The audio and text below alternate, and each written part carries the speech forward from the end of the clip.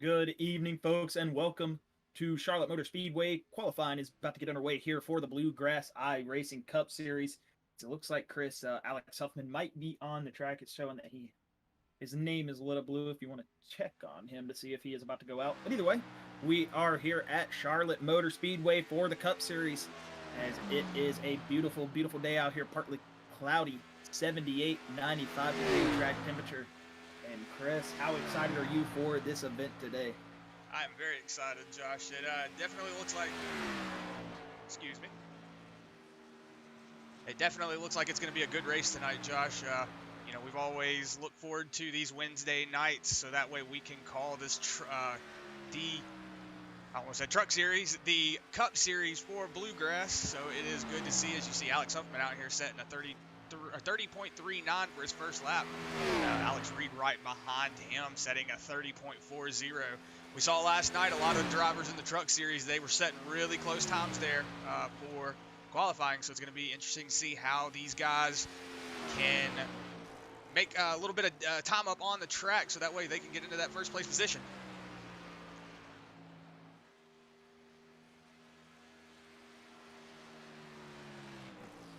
All right, and this is the Bluegrass World 200. Qualifying is underway. As last night we saw a great battle in the truck series. Early truck, was Jason Collins that dominated. Ended up flipping and going to a first-time winner of Adam Lancaster. And yeah, that was a great race. Adam came from the Cup Series to run that one-off race last night. He's in that number 28 Machine Chevy out there tonight, and we were talking to him saying, hey man, you thinking you're going to bring that momentum over here? And he said, hey, with all these guys in the Cup Series, it is going to be very hard to keep that momentum rolling, and we'll see if Adam Lancaster's able to pull off a weekend sweep here at Charlotte. That would be a great run for him, and that would put a lot of motivation into that driver. Either way, we've got a lot of fast race cars out on the track as you're riding on board with that 53 of Jimmy Johnson, as he just had a 30.71, coming around turns number 3 and 4 to grab his last lap of the night before his qualifying session is over. We'll see what he does set himself there. That'll be a 30.61, so he upped it by a tenth. It's good to see that, as he is currently sitting third, but ooh, you go on board with Wyatt Brackett there, and he's going to hit that outside wall. And it looks like it is going to end his qualifying run for the time being. He should have at least one more lap to get it done. Maybe, we'll see. Let's see, do we got anybody else on track? It looks like Scott Fritz is in pit road, and Mo Abbott also on pit road, so those drivers might be going out here in a minute. And yeah, you are correct. Yeah, but let's see, Wyatt is pulling himself back out on the track. We'll see if he's able to get one good lap, and we know he's going to have to get it up to speed here, coming down 3 and 4, and just resend it into turn number 1 for one more lap to try to get himself qualified for this event tonight. But, at these 1.5 mile ovals, like we said last night in the truck series, you come to a track like Charlotte, next week you go to another track, you come from a 1.5 mile oval to this track like Charlotte, and you just never know who is going to be the dominant car out there. As last night, we had a bunch of different drivers making their way up to the front. Like we said, Jason Collins was the dominant truck all night before Adam Lancaster swooped in there towards the ending stages and really grabbed that victory with a dominant fashion. It's going to be fun to see who is the car out there in the early going, and if these guys do keep it too wide through most of the race, or if we're going to get single filed out, we know, and there goes Wyatt Brackett again as he tags that outside wall, so unfortunate for Wyatt, he is not going to be able to get a qualifying lap set. We will go ahead and ride on board with that 50 of Cale Clifton, as he is willing at 2 turns number 3 and 4, coming up to the green flag to start his qualifying run. Like I was saying, it's just, it's very difficult to pick out of all these groups of drivers who is going to be the dominant car tonight. You can just never tell. Qualifying may show their speed in qualifying, but qualifying pace is never race pace. Everybody knows that. Anyone can, or not anyone, but a lot of drivers can go out there and set that fast pace, but you see some of those drivers will fall back. You have guys coming from the, or back of the field through the race, so big difference in race pace and qualifying pace. But one thing about these Bluegrass Cup Series drivers, if they show speed, you best believe they're going to be fast in race pace too. Not a lot of all over the place with these drivers, as we're seeing some qualifying getting done here. Kel Clifton's going to hit the line for his first lap. That is going to be a 30.40. That's going to put him up in that second spot currently. Still got a bunch of drivers to qualify, so I would not hold on to that as we go and switch over to Christopher Blanchard, that 19 Mean Machine, like we call him in the Truck Series, as he is going to bring that hot pink Chevy Camaro down the back straightaway, and he is about to set his first qualifying lap as he's willing it through turns 3 and 4. And a lot of full throttle in these cup cars, Chris, is there's a lot of aero grip compared to those trucks that we were watching last night. So we're going to be expecting to see faster speeds and maybe more competitive racing out there tonight. Yeah, as you see, Christopher Blanchard coming around turn number 1 right now. Got a little bit loose coming into that trioval part of the track. We've always said, you know, Charlotte's one of those tracks that you can get really tight coming out of turn 4, and then that inside or that outside wall will sneak up on you real quick. We did see a couple of incidents last night of drivers going into that outside wall, but they were able to collect it and you know, stay straight, stay green. We did have a couple of trucks going down into the bottom lane, but like you were saying, these cars have definitely a lot of downforce on them, so a little easier to drive, a little more throttle input. So it's going to be interesting to see how these guys can handle this faster speeds. Indeed, indeed. And if you are unaware why Christopher Blanchard's first lap did not count, it's because they have very high scrutiny in this league. So if you barely get loose, go off track, touch the wall, not get loose, but if you go off track, you know, or hit the wall, get any type of contact or off track warning or, you know, penalty, that does, you know, basically forfeit that qualifying run. So if you have one more lap, you got to get it done. And if you see him hit the wall twice, then you know why they did not set a qualifying lap. But as we're watching that 08 to Nicholas Noggle wheel it down the back straightaway right now, he's at a 30.47 on his first lap. Expecting to see a little bit quicker on this lap, as we know he is a fast driver, that 08 of Nicholas Noggle, as a really good driver. Expecting to see him do some good things here tonight. Been moving his way through the field as we go through the midseason, and he's starting to show that pace more and more. And he's going to set a 30.561, so not going to better that lap time, but he is currently sitting in that 4th position.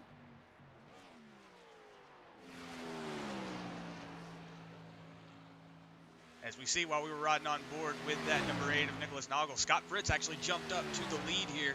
He is in first place with a 30.33, so he's got a little bit of a faster pace than everybody else. So let's see if he can better that lap on his second time around. We still got drivers like Brandon Robertson, Tyler Robertson, Jonathan Swartz, you know, some of those drivers that show a lot of speed in. Oh, look at Brandon Robertson, just talking about him, Chris, 30.31. He sets the fastest lap currently in that number 2 Goodrich car, and we're going to see if he can better that. You know, it's very hard to better that first pace lap, or excuse me, qualifying lap, because those tires just get a little bit worn in. Some guys can do it, find that extra pace, but we'll see if Brandon Robertson's able to better that, or if he's going to stay at that 30.314, because that's a pretty fast lap around here. Yeah, as I'm getting word from YouTube, Jeremiah Hobbs is ready for his Cup debut. Going to be a lot of fun with these boys. What's good to have you over here, Jeremiah? Oh yeah, Jeremiah is in here. I just saw him down there in that 20 machine. Heck yeah, that's awesome, man. Jeremiah Hobbs, one of our Truck Series regulars. That man, we call him Mr. Consistent over there in the Truck Series, because he is always in the running for it. Hasn't picked up his first win in the Truck Series yet, but man, could you imagine if he came out here tonight, Chris, picked up the first win of the Bluegrass season in the Cup Series? That would be a whole different ball field. I bet he'd go back swinging in the Truck Series after that. We'll see if Jeremiah Hobbs can collect it up and have that same consistency and speed that he has in the Truck Series. Like we said, a little bit different aerodynamics. These packages are a lot more different than what is on that truck. A lot faster, a lot more mechanical grip on these race cars than the truck. So we'll see how well Jeremiah Hobbs is able to you know, compete with these guys that have been running all season. As we know, the platform, you do get to race, you know, fixed racing. So a lot of these drivers, even if they haven't raced in the Cup Series yet, have experience in those Cup cars. So it's going to be fun to see Jeremiah Hobbs, a driver we are very, very aware of being fast, very consistent, a very good driver. I'm excited to see how he does here tonight in the Cup Series, as he is going to set his first qualifying lap. Let's ride on board with him, Chris, just see how well he gets around this racetrack, as he does get it down to that white line, putting those white tires, kind of Kevin Harvick in a little bit as he pulls it down the back straightaway. He's got a good little run down this backstretch. We'll see this entry into turns 3 and 4. Let you just ride on board right here as you see how he get it done, as he's in his boxers in there.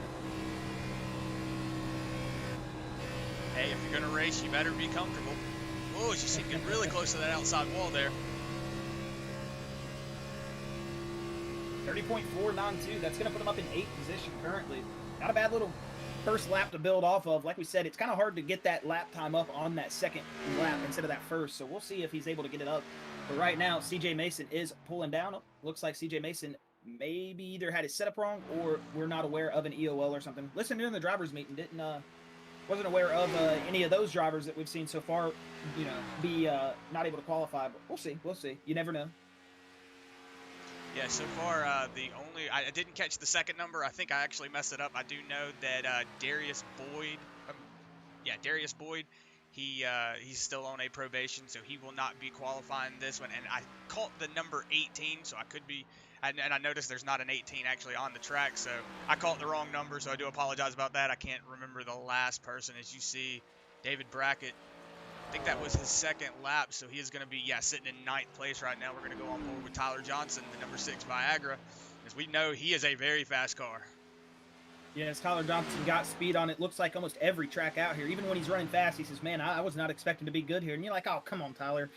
Hush up, man. You know you were going to get out there and be bad fast. We'll see how well he's able to do here at Charlotte, though. Like you said, Chris, very consistent, very fast race car driver in that number 6 Ford Mustang Viagra machine. As, ooh, he is going to be painting that outside wall almost. Let's see where this first lap is going to set him.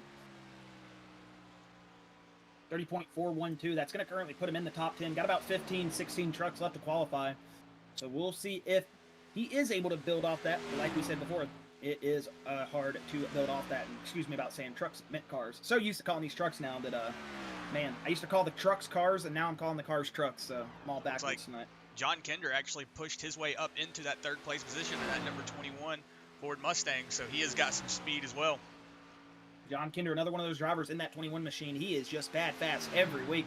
Haven't been able to pull all the consistency together this season. Like a lot of these drivers, just been called up in the stuff, as we like to call it. So we'll see how well John Kinder is able to work here at Charlotte. This is a little bit more of a wide open track, a little bit more forgiving when you go too wide, but still, that is no excuse. This track can spell disaster at any moment. See, 30.42, John Kinder. Yeah, he's in 3rd place right now. Good little run from John, man. Hey, he is starting to show that speed more and more each week.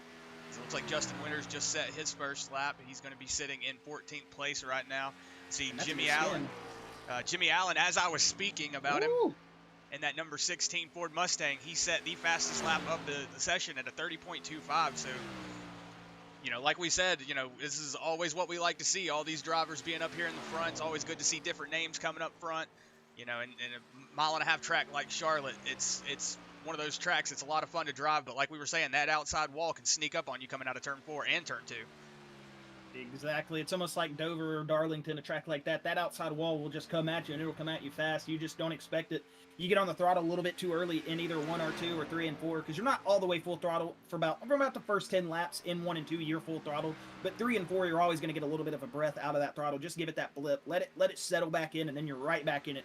Almost not even a half a second of lift, but 1 and 2 is one of those turns you get on it too early. The truck just plows to that outside wall. Same as 3 and 4. Or car, excuse me, I keep saying truck.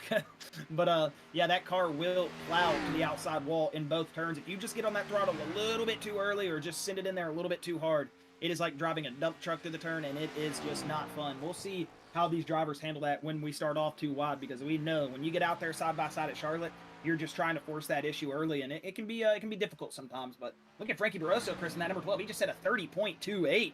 275, excuse me, is the man. That is a good little run there from Frankie Barroso. Another driver that we said, Chris, all these new faces picking back up and putting themselves in the front of the grid. That's just what these 1.5 mile ovals do. You know, 1 week you've got Tyler Johnson, you've got, you know, guys like Alex Huffman, Casey Barlow out there running the show up in the front, and then the next week you've got Jimmy Allen, Frankie Barroso, and Brandon Robertson up there in your top 3 currently. It's just awesome to see all these different drivers picking up all these different speeds at these different tracks. It just shows you the skill level it takes at all different tracks. And just because you're good at 1.5 mile level doesn't mean you're going to be great at all of them. Yeah, it looks like Dylan Butler jumped up into 16th place there, as he's going to be setting, I believe that was his first lap. So it looks like he's going to push himself up into 16th. I saw Frankie did not set a faster lap, so he's going to still be sitting in 2nd place. But Dylan Butler coming around for that final turn. Let's see what he can set on his 2nd lap.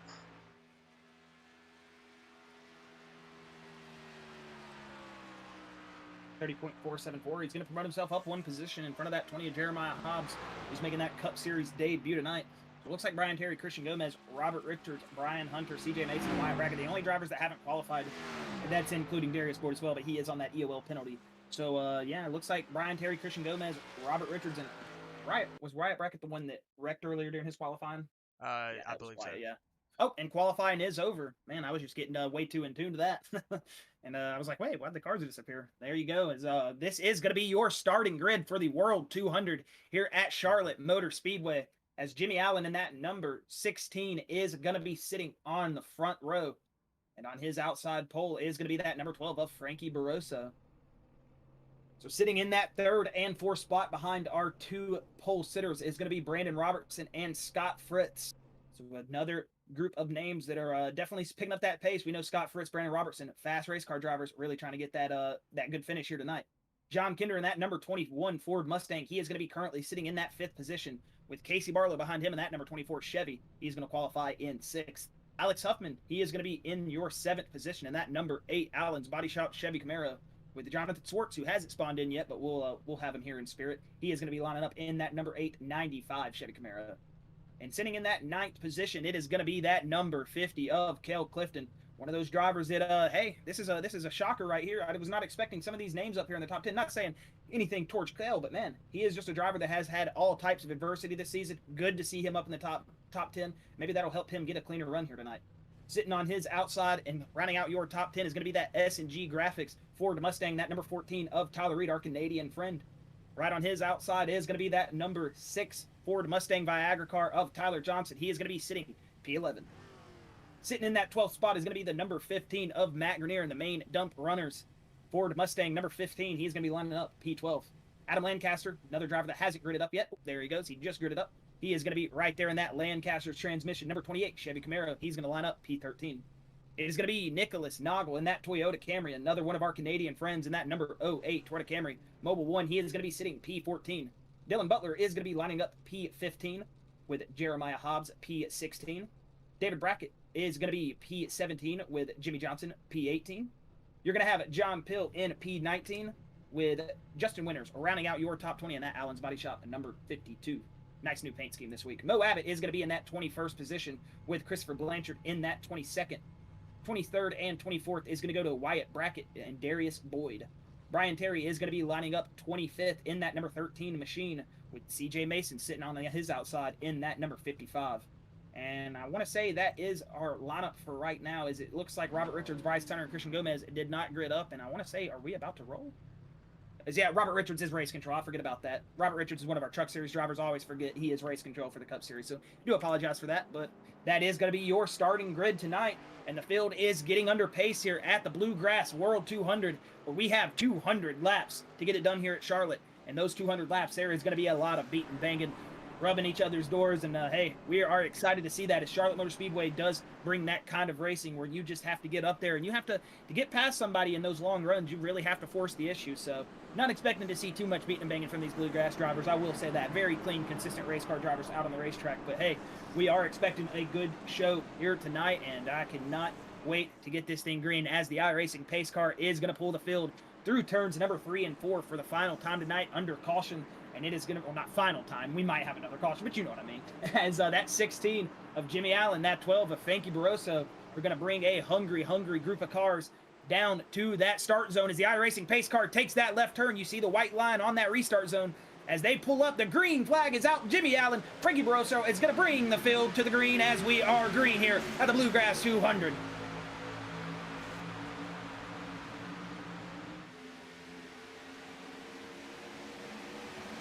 See a lot of double file racing still. You know, the start off is always the part where everybody kind of has to hold their breath because, you know, these tires are still cold. They're still getting to go, and then it can definitely spell disaster on those cold tires. As you see, a lot of drivers diving down onto that inside line trying to get on the inside. And we did see the outside line starting to work last night, so let's see how long it takes them to dive down on that inside line.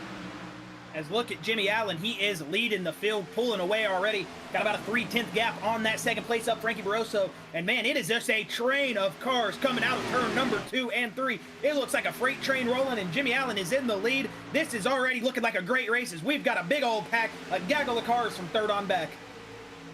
Yeah, it looks like the front 3, 4 have decided to fall in single file. But if you look back here behind them, there's a lot of double file racing still going on.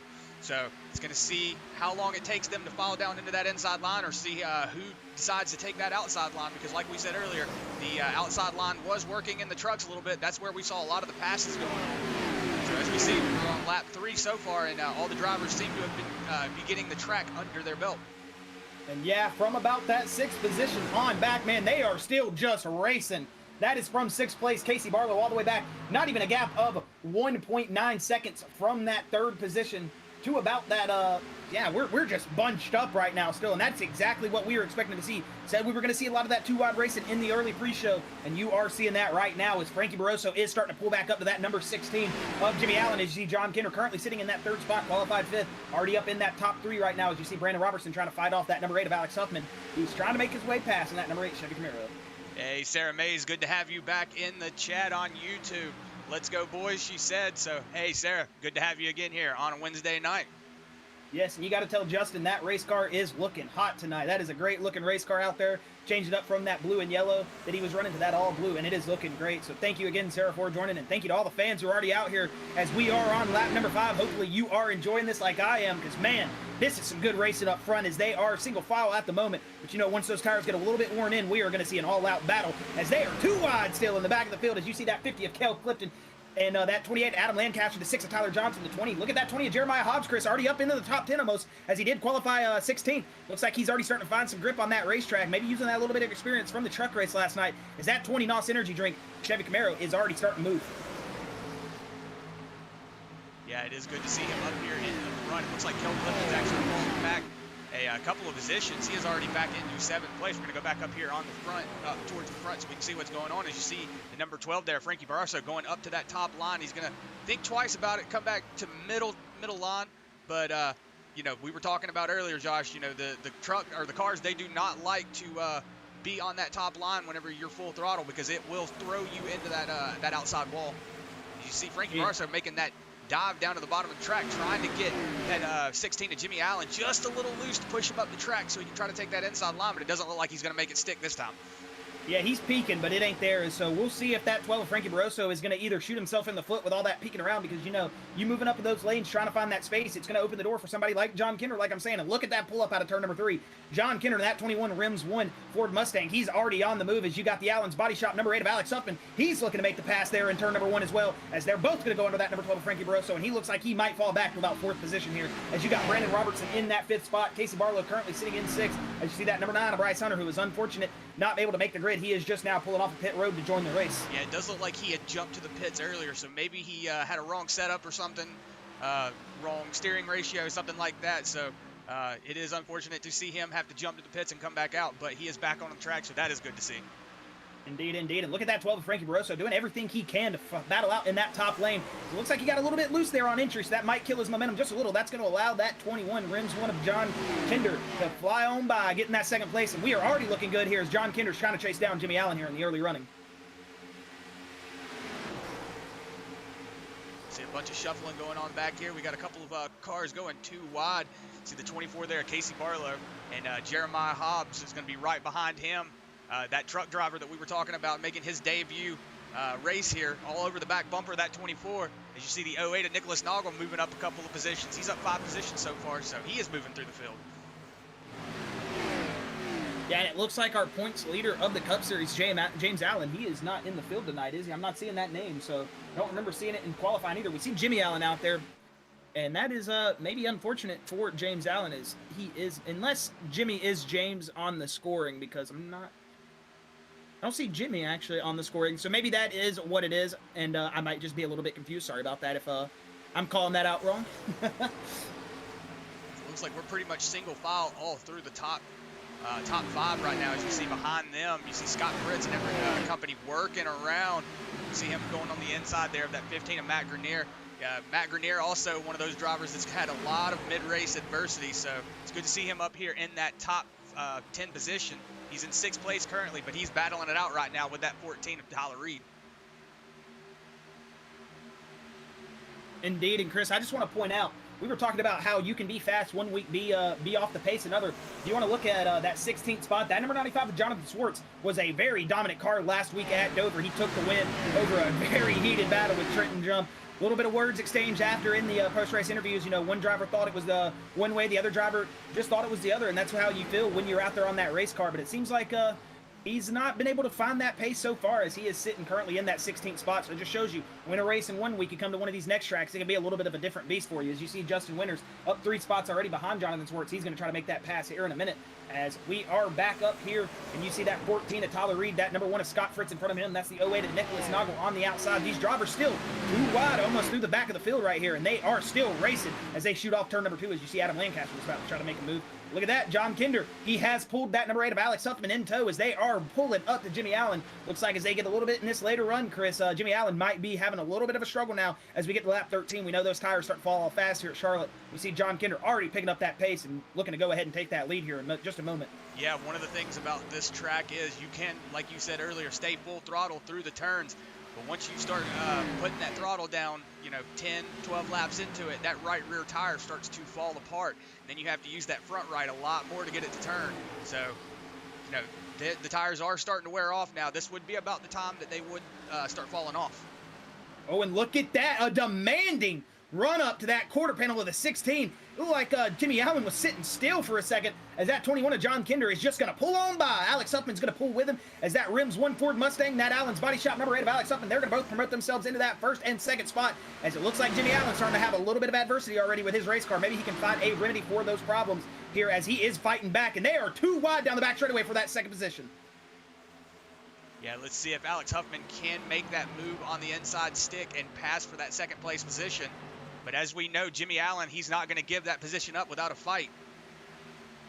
And it looks like that 2 wide racing there, Chris, for that second and third spot is allowing Frankie Barroso to pull back up to these drivers as he was starting to fall off a little bit. That is your original outside pole sitter as he is currently sitting 2 positions back from that second spot. But he's pulled back up here to the back bumper, that National Guard 16 of Jimmy Allen, and he is looking to work on that 16 here in a second as it looks like he was about to make that move, and he is going to the inside as they are going to be 2 wide coming out of turn number 3. Let's see if that 12, and there's that push we were talking about. Got in the gas just a little bit too early, started pushing, had to lift back out of the throttle, kill that momentum, and that 16 of Jimmy Allen just going to drive on by. So there you go. You already got to see an early example of what we were talking about. Just that push, you get into the gas a little bit too much, it really tightens that race car up, and you start plowing to that guy on the outside lane. So good on Frankie Barroso right there to hop back out of the throttle. Too early to kill a race right now. That's probably what Frankie Barroso was thinking as he was like, oh, not going to hit that race car. I don't want to kill my pace already. 28 there of Adam Lancaster leaning on that number 1, Scott Fritz, coming out of turn 2. Probably getting a little bit tight like we were talking about. You have to let the car roll through these turns a lot further than you think you do. So it can be a little tricky whenever your tires start wearing down. You have to let out of that gas and roll through it. Especially on that turn 3 and 4 side of Charlotte Motor Speedway. 1 and 2 is a lot easier to get through, I feel like. But once you get on that 3 and 4 side, you think, oh, I'm just going to do the same thing I did in 1 and 2. No, that is not how it works.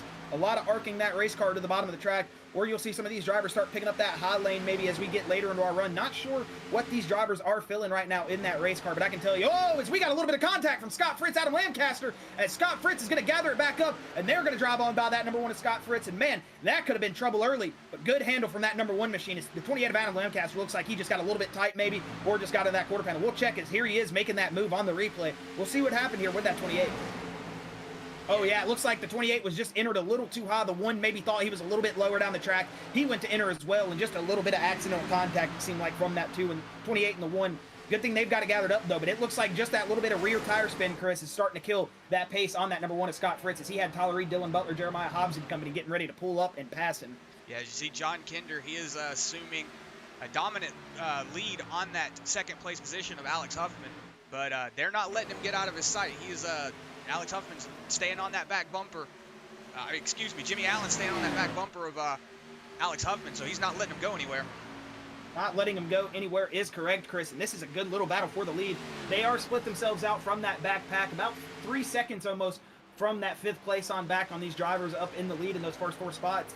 But still, good to see all these drivers within a second of each other up here for the lead, because that just spells nothing but battles for us here in the booth all night and entertainment for those fans at home as you ride back on board here with that 5th spot. Look at that 15 of Matt Grenier as he is going to start to pull himself to that inside lane in that number 15 Ford Mustang. He's on the bottom. They're too wide right here. We'll see how these drivers handle it as they go down the back straightaway. And this is going to be a drag race down the back straight into turn number 3. We'll see if Brandon Robertson's able to hold him off on that outside line, how low he'll try to pinch that 15, and we'll see if this pass just sticks pretty clean. It looks like he might have just gotten past it fairly easily as he is sliding up the racetrack to clear that number 2 of Brandon Robertson. And we are riding down the front straightaway to grab the stripe for lap number 22 here from that 15. And number 2 looking for that crossover. He's coming back all over the back bumper of that number 15 as they're going to sell it off into turns number 1 and 2. And that's opening the door again for Nicholas Noggle. Once you start getting battled here at Charlotte, you're getting into a battle. Those single file cars from your rear bumper on back, they usually have a lot of momentum coming if you get stacked up too wide with the driver. Yeah, and you're going to see that number 2 all over the back bumper there of Frankie Barroso. Matt Grenier. You're going to see him push him into turn 1, just trying to get him to unsettle just a little bit, so that way, number 2 is trying to get the 15 to let off that gas just a little bit, so that way he can make that move on the inside, but it doesn't look like he's going to get it to work this time.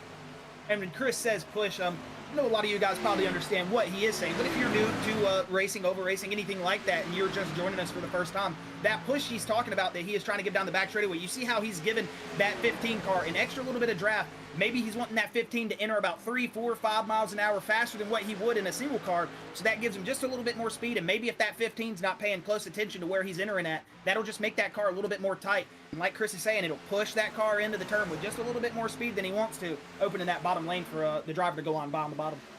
Hey, it just got word from Travis Twitty. Let's go Bluegrass boys, get it.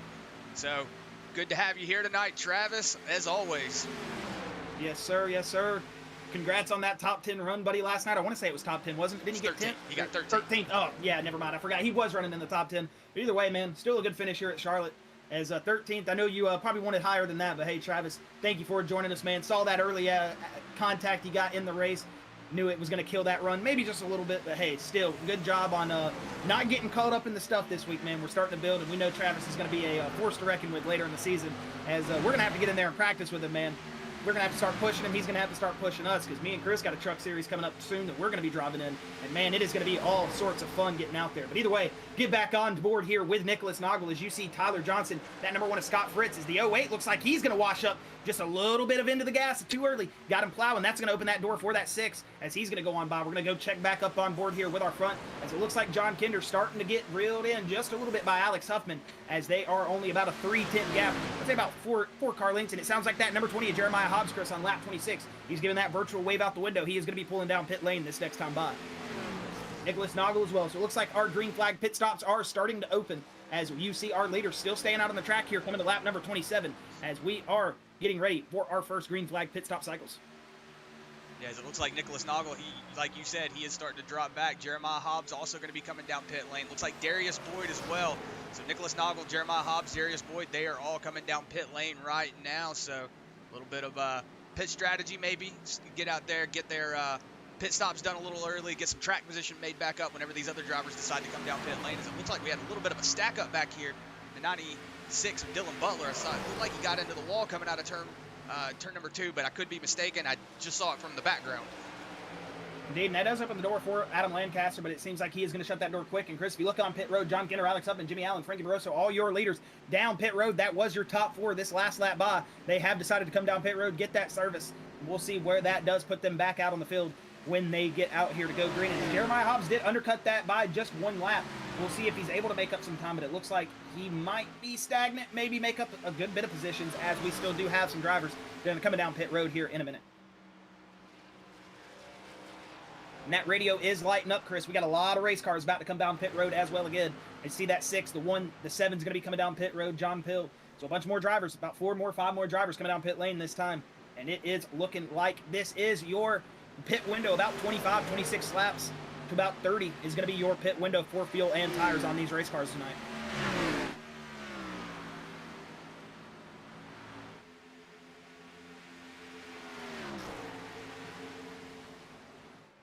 As you ride on board with your current leader, Brandon Robertson, who has assumed the lead since these green flag pit stop cycles have started. And we got a couple more drivers down pit road this next time by, as the 14 of Tyler Reed just took that hard left turn onto pit road. Oh no, as we go on board with him, it looks like he did grab a little bit of that inside wall, maybe had that brake bias set a little bit. You know, some of these drivers don't mess with their brake biases. I am one of those drivers that for the longest time I did not adjust my brake bias sliding into pit lane, but you don't know how much that helps adjusting that brake bias just a little bit back to not get as much front end looseness, and it can help get those race cars stopped a lot faster on pit road.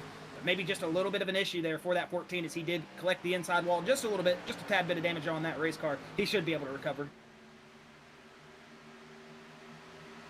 Just want to thank everybody that is watching on Facebook and YouTube. So, and look at John Kinder and Alex Huffman, Chris. Sorry, I didn't mean to cut you off, but those fresh tires are starting to do a run. If you want to go back and say what you are saying, I do apologize. I was just gonna say, you know, to everybody that's watching on the chat and everything, let's get some drivers going. Let's see who do you want to win, who do you want to go through and push through the field. Just let's get the chat going.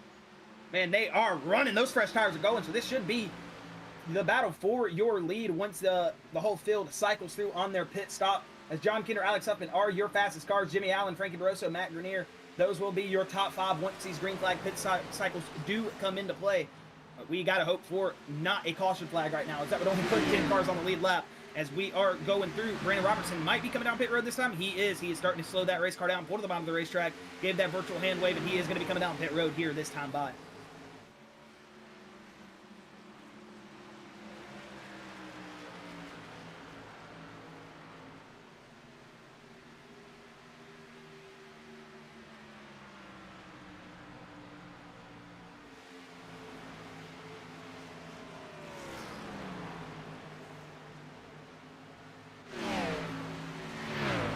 Yes, they are going to come around this time for sure.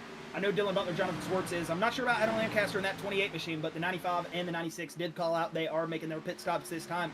So we will have one car, if that Adam Lancaster car does not pull down pit lane that has not pitted, we will see as Jonathan Swartz, Dylan Butler are making their way into pit road. And it looks like Adam Lancaster did stay out. Sorry about that, Chris. No, I was going to say, as you see, that yellow line is not where the pit line starts. It is actually where the cones are. So you see a lot of those drivers getting on the brakes just a little too early, but hey, it's always better to be cautious than to be speeding down pit lane. And that yellow line is the commitment line. I'm not sure how it works in iRacing if they give you commitment line penalties, but I know in real racing, obviously, if you go over that commitment line and then decide to go back out on the track, that is a penalty. So that is what that yellow line is if you are unaware, and it looks like the 28 slowing her down, getting ready for pit road here. So that will be everybody done and through with their green flag pit stop cycles. And it looks like Alex Huffman, Chris, he's got a little bit of run now. He is out into the lead with a 4/10 gap, currently sitting in second place. But once they get around this front stretch and get past that 28 of Adam Lancaster, that will promote that number 8 of Alex Huffman to the lead. Yeah, getting chat from Jessica. Excuse me if I say your last name wrong. We're Go Noggle Go from YouTube. Appreciate having you here tonight. Sorry, and again, sorry if I said your last name wrong. I'm terrible with last names. It's okay. Our last name is horrible. We say a last name in the truck series wrong. He's been trying to DM us, getting us to say it right, and we still can't say it right. I'm gonna have to meet up with him in a voice call just to be able to get his name down. But again, yeah, we do apologize for any last name butchers in the chat. We've got a weird last name with Kiwis with a Q, so trust me, it is not easy to say some last names out there. And if we do butcher your last name, chat or driver, we do apologize. You see Alex Huffman, he is out to a 0.3 second lead on that second place position of John Kinder. But John Kinder's not letting him get away, but right behind him is Jimmy Allen. Yeah, that 55 is CJ Mason, not fighting for position currently, trying to get back on the lead line. And that Baby Ruth 55, I want to say that's the first time I've seen Mason run a car with an official sponsor on it, besides his actual sponsor. So that's cool to see Mason out in a car that you rarely don't see him in. So it's a different playing field for that 55 of CJ Mason. Nice looking race car, and we're hoping that he can get back on the lead lap here, because CJ Mason, as much as I don't have bias towards any of these drivers, we do love us some CJ Mason up here in the booth. Good friend of ours and one of our compadres in another racing series. So we love seeing CJ Mason out here do well. Yeah, as I'm getting chat, Sarah Mays, come on, Justin, number 52, move up there, son. Yeah, he's up to 9th position right now. So he is moving his way up 11 positions. Yeah, Justin's one of those drivers, man. Every week he qualifies kind of towards the back, and then like we were saying in qualifying, you can never predict who is going to be a dominant race car with qualifying pace. Obviously, being up in the front, getting that clean air early does help that race car a lot. Justin Winters, man, just one of those drivers every week that no matter where he qualifies, he is going to make his way up that field and charge through, as he is going to go blazing past the inside lane on that number 20 of Tyler Johnson. He's going to promote, Jeremiah Hobbs. He's going to promote himself up into 8th place, and he is now battling with that number 6 of Tyler Johnson for that 7th spot. Whoa, the 20 looked like he got just a little bit into the wall, able to gather her back up. And they are too wide down the back straightaway. You see that outside lane checked up. They're now going to go flying by. That's number 1 is Scott Fritz at 33 of Wyatt Brackett. They're going to go through on that inside lane. So if you are unaware when the stage break is, lap number 80 is the stage break. Lap number 80, that'll be at the end of lap 80, not the start of lap 80. So once we hit the stripe at the end of lap 80, that will be your stage break. Right now, we are at lap number 39, about to hit lap number 40, and the caution is out. like Jeremiah Hobbs went around. Yeah, I was seeing him get, oh man, as the cars go past him right there, he has got it locked up on that bottom lane. And there you see that iRacing pace car. Jeremiah Hobbs is going to pull it down. It doesn't look like he's got any left side damage. We'd have to see that right side of the race car as we'll stay on board with him and go back to that replay. See what happened here to that 20 of Jeremiah Hobbs. It's 3 wide right here down the front straightaway. And oh, it looks like Scott Fritz and him just made a little bit of door-to-door contact.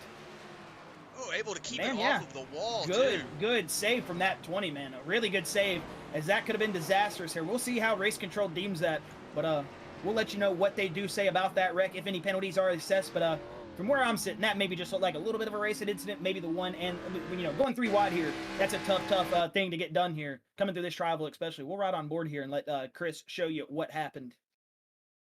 Yeah, as you see, it just looks like that inside line, or it does look like he did come down a little bit. We'll go to a different camera view.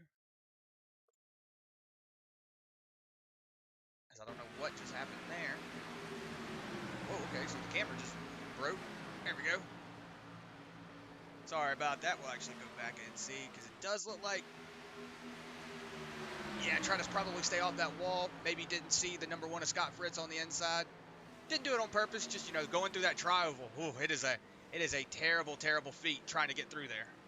And we are seeing some cars come down and take maybe some extra fuel, grab those 4 tires, and maybe try to undercut here with this caution period, as you're going to see that 20 of Jeremiah Hobbs. This is his Cup debut, so maybe just not too familiar with the lengths of that race car. Like you said, Chris, it seems like he was just trying to stay off that wall. As you know, if you stay up against that wall all the way through the tri-oval, it spells disaster for you. So 3 wide here at Charlotte in the front stretch doesn't always work, and that is a prime example of how it can go bad, but a great example of how to save a race car from that 20 of Jeremiah Hobbs, because that could have been big contact with that outside wall. Yeah, as you saw, the number 1 of Scott Fritz taking a little bit of damage there, but probably not a lot to you know, hinder his race. So I was about to actually call out Josh. Our dad had actually said in chat, "Go Scott Fritz, keep digging number 1." I was thinking it, and so I commentator cursed him with my thoughts. Hey, you didn't say it out loud, so you can't throw the blame to us, man. As yes, indeed. Thank you again, Dad. My dad is the chat moderator, giving you some little tips and information, giving you some information for next week. He'll throw out trivia, throw out anything. My dad enjoys this iRacing Bluegrass series just as much as we do, and it has been a fun household mood on Tuesday and Wednesdays nights. We are always talking about these races when they are done, having conversations for the next 30 minutes while my dad's telling me he wants to go to sleep, but we just can't stop talking about the racing, man. It's just really good racing, good hard racing, and clean racing out here. As we are under our first caution, but that was just a little bit of a racing incident. Nothing malicious, nothing with intent, as we are under caution here at lap number 42. And yeah, just say what's up to the moderator in chat. That is my father. If you see him, if he says something, you want to answer one of his questions, tell him that he has the 2 best sons in the world, you can go ahead and do that. We would appreciate that. So yeah, just a big shout out to him. He's here almost every week. Some nights he isn't able to make it, but yeah, he's usually here in the chat, hanging out, having just as much fun as we are. And telling you, he watches this iRacing more than he watches NASCAR, so that should tell you something about these Bluegrass guys.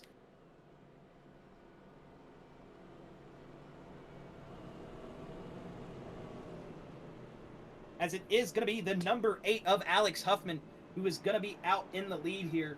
So we had some drivers come down pit road. It looked like Christopher Blanchard, Dylan Butler, Jonathan Swartz, Tyler Reed, Brian Terry did come down pit road that last time by. So there is going to be some cars out there with a little bit more fuel. We'll see how that plays into maybe an advantage or a disadvantage for some of these drivers up in the lead, as this is starting to throw a big old wrench in these pit strategies. As you know, we've heard a lot of these drivers in post-race interviews, Truck Series and Cup Series, said, man, I would have loved to be up one more position right there to take the win, but I was just on a bad strategy, or, you know, that caution coming out really threw a wrench in our, you know, strategy. But here at lap number 42 out of 200, shouldn't be too much of an issue. Maybe if we were only going 60 more laps, but with 159 more laps to go, I'm not expecting that early strategy being too big of an issue. As again, we want to thank you for, excuse me, I thought I had my mic muted as I was talking, but I didn't. Just want to thank everybody for being out here on Facebook and YouTube again, for joining us here for the Bluegrass World 200. We named this race because 40 years ago, I want to say, who did I say it was? Oh my goodness, I forgot as I was sitting there saying it. Bobby Allison. Bobby Allison. He actually won the the World 600, I want to say it is, back in 1981. So we just decided to go back and throw something, you know, kind of do like a little bit of a throwback. So we got the Bluegrass World 200. So really appreciate y'all coming out and hanging out with us here on this beautiful Wednesday night. Yeah, if you are NASCAR historians, you can usually tell me and Chris's names for these races come from a little bit of that history of NASCAR. We'd like to pick those old school names, those old school race names. Just try to find something to mix it up every week. As you know, nowadays you don't know what they're going to call the race, and back in the old days they just had some pretty solid race names, and you know you had that nostalgia hearing every year that you were going to go to the World 200, or you know nowadays it's the Coca-Cola 600, whatever it is. We just love all those nostalgic names, all that NASCAR history. We love to incorporate it here in that sim racing media. So again, if you always notice those names and you're like, hey, that's a real race name from back in the day when I used to watch it. Probably is. We're just digging them up. We like our little bit of NASCAR history, that little bit of information, as that pace car is going to turn left. The Bluegrass World 200 about to go back under green here, as it's going to be John Kinder, Alex Huffman bringing us to the restart zone, and the green flag is out of spread. The flagman starts waving that green flag for the field, and he's going to bring one by that stripe as we hit lap number 44. And it looks like Alex Huffman got to a good start. So did Frankie Barroso, as he might be battling that number 21 of John Kinder here. As it looks like that run did stall out just a little bit. Didn't have the space to get around on the bottom like he wanted to. As we're going to see 2 wide from that fourth position on back. Looks like we've got off to a good start right here. See all those drivers going to be diving it down. You see that 16 there of Jimmy Allen. He's going to be on that inside line. He's going to be hoping that he can make up some track position here, as he fell back just a little bit there in those first couple of laps.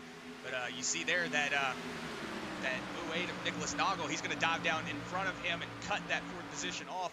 So he's actually, looks like Jimmy Allen and Matt Grenier are going to be battling it out right behind them. But you know, as you see, everybody is just kind of single file up here in the front. But back behind that front four, as you see the number 8 of Nicholas Noggle starting to dive down on the inside there of Frankie Barroso.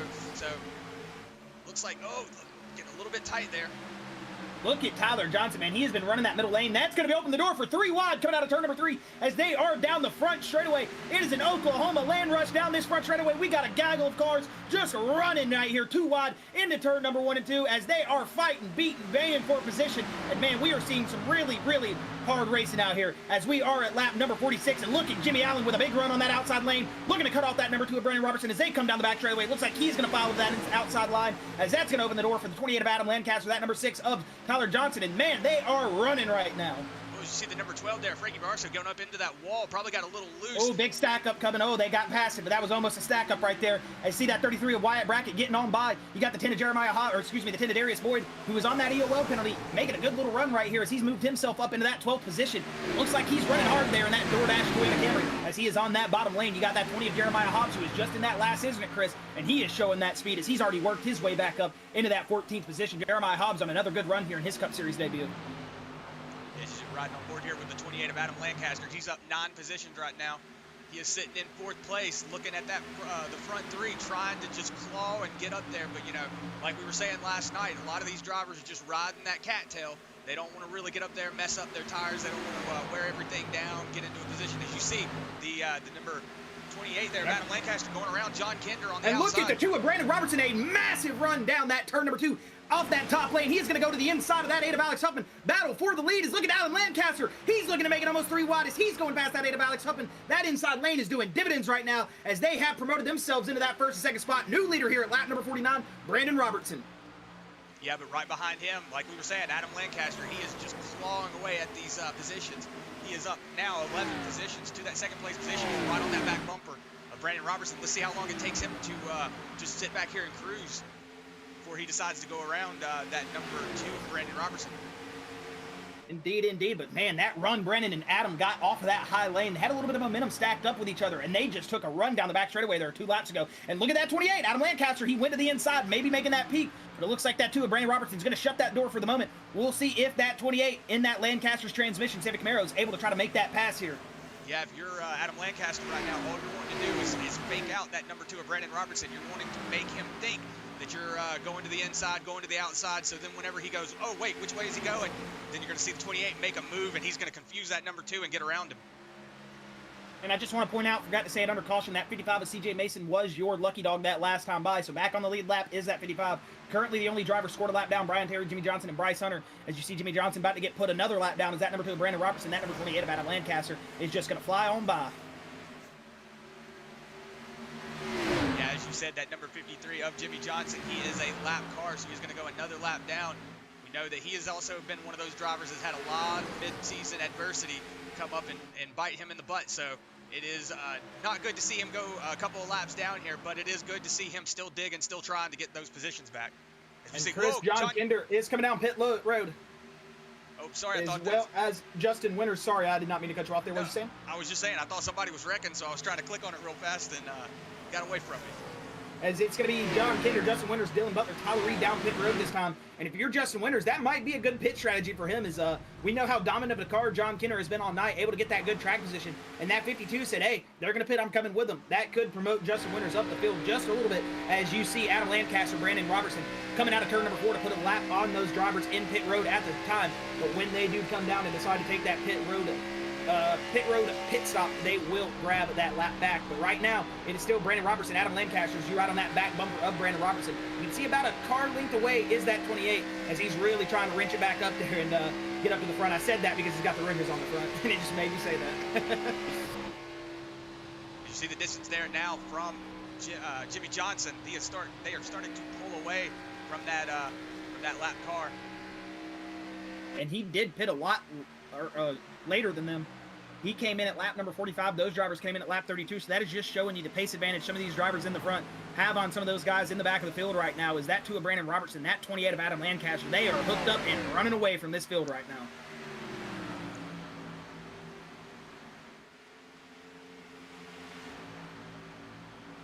As we go on back to where all the action is currently happening, you see that 95 of Jonathan Swartz. That is David Brackett behind him. Then you got the brother Wyatt Brackett up in front. Not sure if they are brothers, same last name, would assume. But either way, the 2 Brackets there, Wyatt and David, they are both making Jonathan Swartz a bracket sandwich right now. They've got him trapped in between both of them. As you see that 15 of Matt Grenier, that 20 of Jeremiah Hobbs, the 6 of Tyler Johnson, that 08 of Nicholas Noggle. They're all battling for that 4th, 5th, 6th, and 7th position currently, as they are 2 by 2 by 2, 3 rows back, and they are willing it out of turn number 3, as we've got a battle for the lead right here. Adam Lancaster coming to the inside of the 2. He looks like he is going to just drive on by in that inside lane. New leader here coming to lap number 56. It is going to be that 28 of Adam Lancaster's. It looks like that 2 of Brandon Robertson did call out on pit road while I was getting too excited, didn't hear it, as he is going to get that thing slowed on down, and he's going to pull down pit road for his 2nd pit stop of the night. Yeah, it looks like Nicholas Noggle and Darius Boyd are also going to take that left turn to come down pit lane. So let's see whenever the drivers start deciding for that 2nd green flag pit stop. Sorry, my tongue's getting twisted.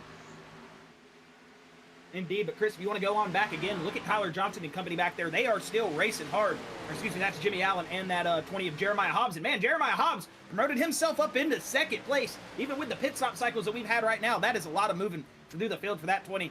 Just a couple laps ago, he was bringing out the caution, getting around with Scott Fritz in turn 1. A little bit of damage on that 20 race car, but it seems like he is not letting it affect his day. He is still out there on the pedal, sawing on that wheel and moving. It's the 2 brackets now. David and Wyatt are going to be battling for that 6th and 7th position right here. Or excuse me, 7th and 8th position.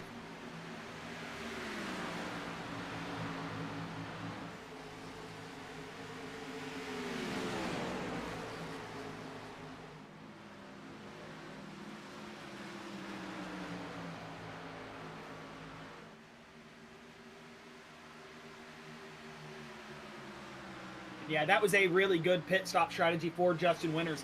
He saw when he needed to come down pit road. He came down with a lot of fast race cars, and that is going to help him pick up that pace here a little bit. As like you said, Chris, you hang on to those coattails. You see what those fast drivers are doing. You start to pick up a little bit more in your head to think, oh, hey, I see what they're doing here. I see what they're doing over there. So it really does help pick that up and help you find that little bit of extra pace. You can find a couple tenths just by following one of those faster drivers. And Justin Winters picked a perfect person to stop behind John Kinder, and he's got Alex Huffman, the 2 dominant cars of the race. So I'm expecting to see Justin Winters move up through the field here once the second wave of green flag pit stops start to come through.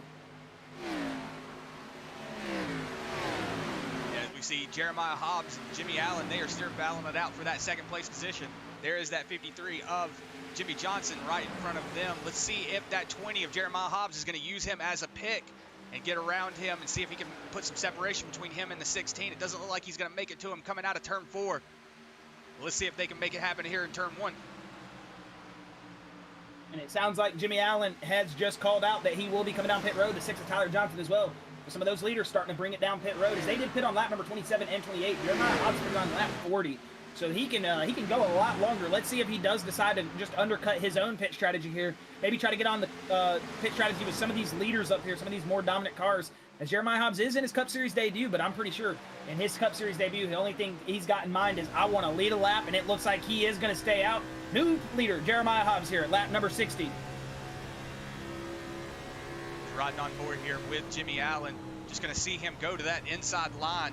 He takes a massive line, and you're going to be looking up the track here. You see him getting on that 20's door right about now. It looks like got a little bit of looseness there from that 20. And they are side by side, door handle to door handle right now. Yeah, as it looks like Jimmy Allen's actually going to get around him, so Jeremiah Hobbs is going to assume that second place position. And he's going to let Jimmy Allen move up to that first position. But hey, he can now say he led a lap in his Cup Series debut. As look at that, 21 of John Kinder, that 8 of Alex Huffman, the 2 of Brandon Robertson, the 52 of Justin Winters. They are in a line, and they are pulling on by your leaders currently. Going to get themselves back on the lead lap, and that will be your top 4. And oh, the 16 is wanting to pit, but he is stuck on that outside lane. He may have to stay out a lap longer than he wants to. If he does get it slowed up here on that outside lane, he's going to have to make a fast dive for pit road. It looks like he is going to stay out. Yeah, the 16 did get forced on that top lane. So unfortunate for him, he's going to have to run one more extra lap, and that's just going to lose him a lot more time on pit road when he does go down. Yeah, we did see last night a lot of adversity when it came to that pit lane. We had a couple of drivers calling out, and I want to say that I believe it was Travis Twitty that got stuck in the middle of everybody having to come down pit lane. I could be wrong. If I am, I do apologize, Travis. Ain't trying to call you out like that, man. But he did get stuck in that middle lane. He had to go around one more time, and I do believe he hit the wall coming into pit lane. We just called it when it happened, too. But you see the 16 there, Jeremiah Hobbs coming down, Jimmy Allen coming down pit lane now. So that's going to let Jeremiah Hobbs, I am so confused on names right now. He is going to assume the lead with Jonathan Schwartz and CJ Mason right behind him. Yeah, and you see Nicholas Noggle, that 08, he pitted on lap 55, so about 10 laps ago. He's starting to pull up there on those fresher tires, going to put himself back on the lead lap currently. Now, I'm interested to see when that 20, that 95 do decide to come down pit lane. They were about 13 laps newer on their tires and fuel than the rest of the field because they did come down under that caution. Be interesting to see when they do decide to come down and take those tires, take that fuel, because, you know, right now, staying out longer and longer, that's just biting off that piece of cake that maybe you don't want to chew, as it is going to start losing you more and more time the longer and longer you stay out.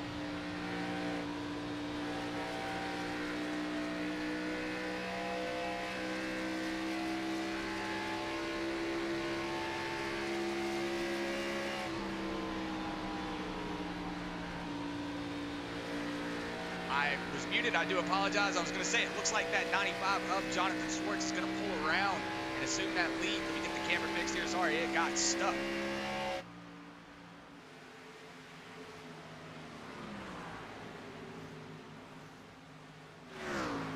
As the 95 of Jonathan Schwartz is out in the lead, it's going to be Christopher Blanchard, Jeremiah Hobbs, and Jonathan Schwartz, who have not came down pit road yet. Other than that, everybody has cycled through and went on their second green flag pit stop.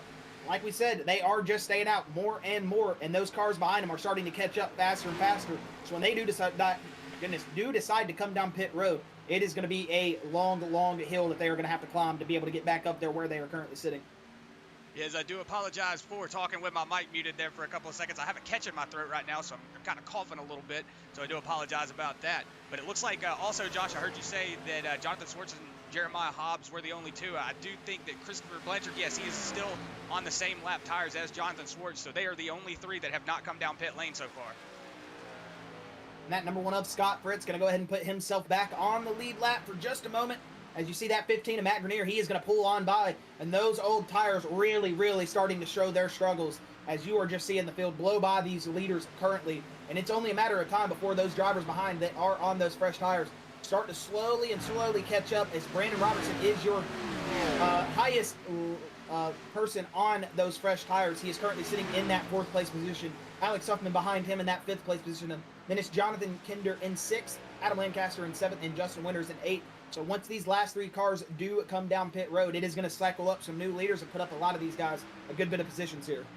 Yeah, it would spell disaster right now if there was a caution, because we only have 10 cars on the lead lap right now. You saw Scott Fritz going around that 95 of Jonathan Schwartz, so he is going to assume that lap back. As you see the number 10 there also going around. So Darius Boyd, he's going to get his lap back as well.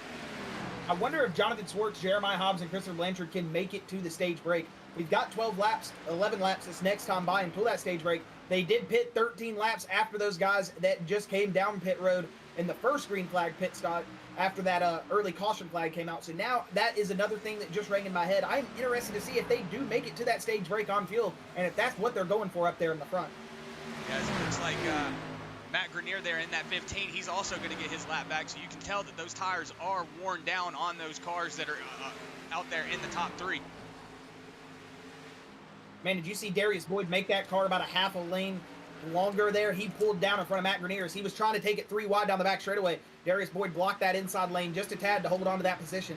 Not a big block, just a little bit of making that car just as wide as it needs to not let somebody pass. As you see those drivers now fighting for that 10th, 11th, and 12th position.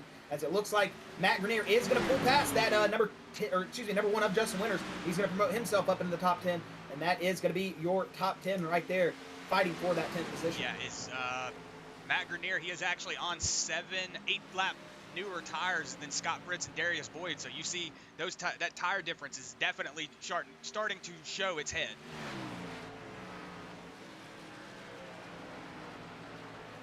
Look how slow that 20 of Jeremiah Hobbs is going right now, man. He just was running 130 miles an hour in that top lane. So those tires are really starting to come back and bite him in the rear end, as it seems like that car is just becoming undrivable out there on that racetrack. And I'm assuming he's going to stay out as long as he can. He's only rolling 135 through turn number 2. And you see all those other cars behind him. They are going to be flying past him with a head of steam here in a second. And there they go. Yeah, as we got the dashboard pulled up here, we're actually going to see, you see the speed there, only about 165 going down that front stretch. And you see CJ Mason, he's actually got 160 through the turns. So you can see the difference between that second place or third place positions. It looks like Jeremiah Hobbs is actually falling back a position. So yeah, it looks like Christopher Blanchard is going to go around him and assume that second place position. I wonder if Jeremiah Hobbs is starting to sputter, man, because that car is falling off pace bad. He might just be saving fuel as hard as he can. That would be the only thing that I can think about that 20 doing, is he is probably just saving fuel. If you want to ride on board with him, Chris, as he rolls into turn 3, let's listen. It sounds like Christopher Blanchard, though, is coming down pit road this time, so maybe now that's flipped from them out there saving fuel. As yeah, you do hear him. He is clutch in, rolling, so he is saving as much fuel as he can, and it seems like Christopher Blanchard not able to do that. He's going to undercut the stage here as he's going to pull his car down here on lap number 73. So Jeremiah Hobbs definitely trying to get as much position as he can out there, saving fuel, saving gas, just trying to get it to this stage break so he can, get a really big jump in the field. As we're riding back up here with Jonathan Swartz, it looks like he's got almost a 20-second gap on that second place position of and Jeremiah he is doing Hobbs. the same thing. He is also saving fuel. Yeah, as you were saying, it looks like Jonathan Swartz is just going to coast out here in the front and try to make 5 more laps out of this fuel, 6 more laps out of this fuel before Nope, 95's coming in now. Sorry, Chris. Oh, and Jeremiah Hobbs as well, so they aren't going to be able to make it to that stage. 5 laps short, they're going to have to pull down, but they are going to be getting that stage undercut. Yeah, as you see Jeremiah Hobbs pulling down pit lane right now, probably just a big sigh coming out of that number 20, as he was just trying to make it around that track as long as he could, but just couldn't pull it off. Hey, did a great job, though. Get a great job, though. Yeah, no, he did a very good job. As you see there, Adam Lancaster and Brandon Robertson fighting for that first position. They are too wide coming into turns number 3 and 4. And it looks like that inside lane almost made it. He got on the apron just a little bit, maybe tightened that race car up, had to jump out of the gas just a little bit. But it seems like that inside lane is going to be where it's at. But that, too, coming back on the outside. And if that was the race for the finish, man, you can't let me call that, because I would not have been able to. They are side by side, door to door, as they shoot it into turns number 1 and 2. We'll see if that outside lane can work for Brandon Robertson like it did earlier in the race, because we saw him come down that straightaway, as it looks like that 28 is going to get that inside lane working and rolling as well. They are bumper to bumper, and you see that 13 of Brian Perry just pulling down to the racetrack, letting those leaders go on by, as we are still racing here with 4 to go before we hit the stage. As I see from YouTube chat, Sarah Mays, woohoo, John Kinder, Alex Huffman, and Justin Winters. Sorry, I was watching the race there for a second, looking at the timing. It's looking good, so there you go. Kinder, Huffy, and Winters looking good. Sarah Mays, thanks again for always being here on this Wednesday night.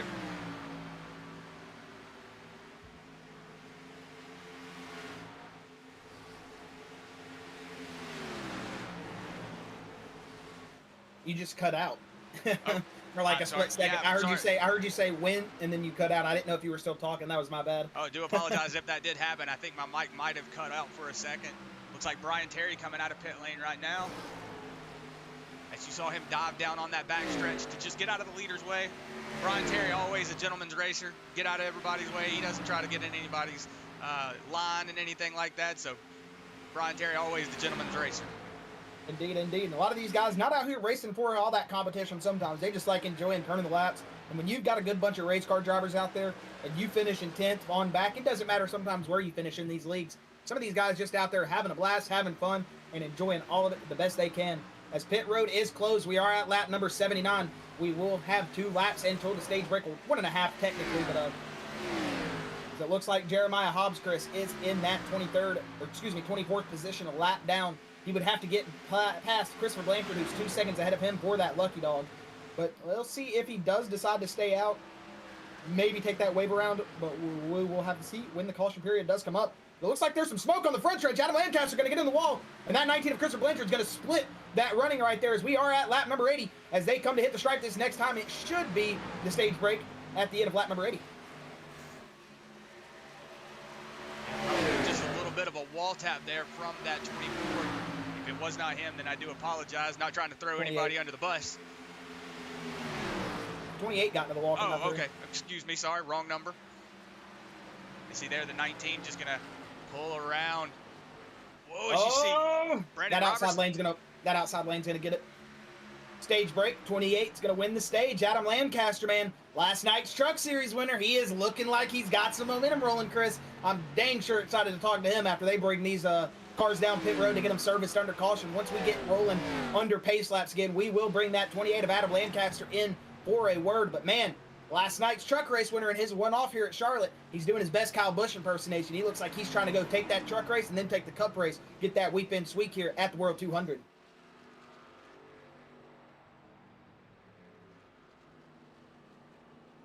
As you see him getting slowed down here, just waiting for that pace car to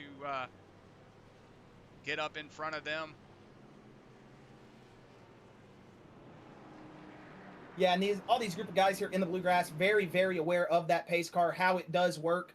You know, a lot of these guys, I see them, they're going to go ahead and pull down pit road. But, you know, a lot of guys in fixed racing, man, if that pace car isn't caught up to the leader, they'll just stay in it like they're still racing. So it is good to see all the guys here in the Bluegrass League understand how that pace car works. No trouble under the pit or pacing laps as we had all the drivers slowed down there waiting for that pace car. And like I was saying, in fixed racing, sometimes that can spell disaster, but here in Bluegrass, these guys are basically professionals when it comes to this racing because they get it done the right way and never really have a lot of mess-ups, and that's good to see. As we're going to watch the end of pit road here to see who does decide to get off pit road first. It looks like Blanchard is going to stay out. Chris, take that wave around. Jeremiah Hobbs, Casey Barlow also still out on the racetrack. As we're going to see that race off of pit road. It looks like Brandon Robertson is going to get that race off pit road. You're going to see John Kinder. You're going to see that number 2 of Brandon Robertson get out in front of him. And then, man, let's see. As we do have a bunch more of those drivers pulling down pit road. Not sure what happened to Adam Lancaster there. Maybe taking that damage repair. Oh, yeah, he did get in the wall a little bit. So that's probably why that 28 did not come out of pit road first, as he is just now pulling out of his pit stall. Looks like he was just maybe taking a little bit of damage repair, a little bit of a longer pit stop. But we'll still have a word with your stage winner of that 28 of Adam Lancaster in just a second. As it looks like Christopher Blanchard made it out first with Brandon Robertson, John Kinder in third. And we are going to go ahead and bring in Adam Lancaster, have a word with him. So like I get sorry, Adam. I was just about to move you in here for the stage one. If you don't need, if you're busy, I can move you back down, buddy. No, I'm good, man. Okay, yeah. I'm sorry about that. Was just going to say you did take that stage win, showing a lot of speed. Looks like you got into the wall a little bit there. I'm assuming that's what you had the longer pit stop for, fell back a little bit. But, hey, man, you're showing some good pace here. You were able to pick up that stage win. What are you going to do here to try to get your way back through the field? Yeah, well, I mean, at this point, it's, you know, I hate I got in the fence there. Didn't want that at all. These cars don't like damage. So, you know, just at this point, we got the car fixed up as best we can, and we'll try to pick our way back through there. I was really wanting that track position for this this second stage here, but yeah, is what it is at this point. We'll just try to pick our way through here, be smart, use some pit strategy there, and got some track position like we did last night in the truck race. So we'll roll from here and see what we can do. Well, hey, Adam, still got a long race ahead of you, man. We know you're a fast race car driver. Got it done in the Truck Series race last night. Good luck to you for the rest of the race. Sorry about bringing you in the middle of your conversation with your team, but we'll go ahead and move you back down there, buddy, and good luck in the rest of this thing. All right, thanks, guys. I appreciate it. Thank you, man. And again, sorry about that to Adam and his teammates. If y'all are listening, didn't mean to pull your teammate out in the middle of that. I know that can be frustrating when you're like, man, he was in the middle of talking. Where'd he go? So, yeah, do apologize for that. We do bring you guys up sometimes. We never know what you're going to be talking about, and sorry about that. Didn't mean to cut you off. Y'all are in the middle of strategy, but hey, either way, you heard from Adam Lancaster. That track position means a lot to him, and you see just getting in that outside wall a little bit can really, really lose you a lot of track position. And on pit road, he did lose about 16 spots. He moved back to that 16th spot actually, after that pit road little repair there after getting in that outside wall. He was the leader, did win that stage, and now we're going to see that 28 if he can work his way back up to the field. We know he's got some speed here on Charlotte, got it done last night. We'll see if he can get it done here tonight in the Cup race.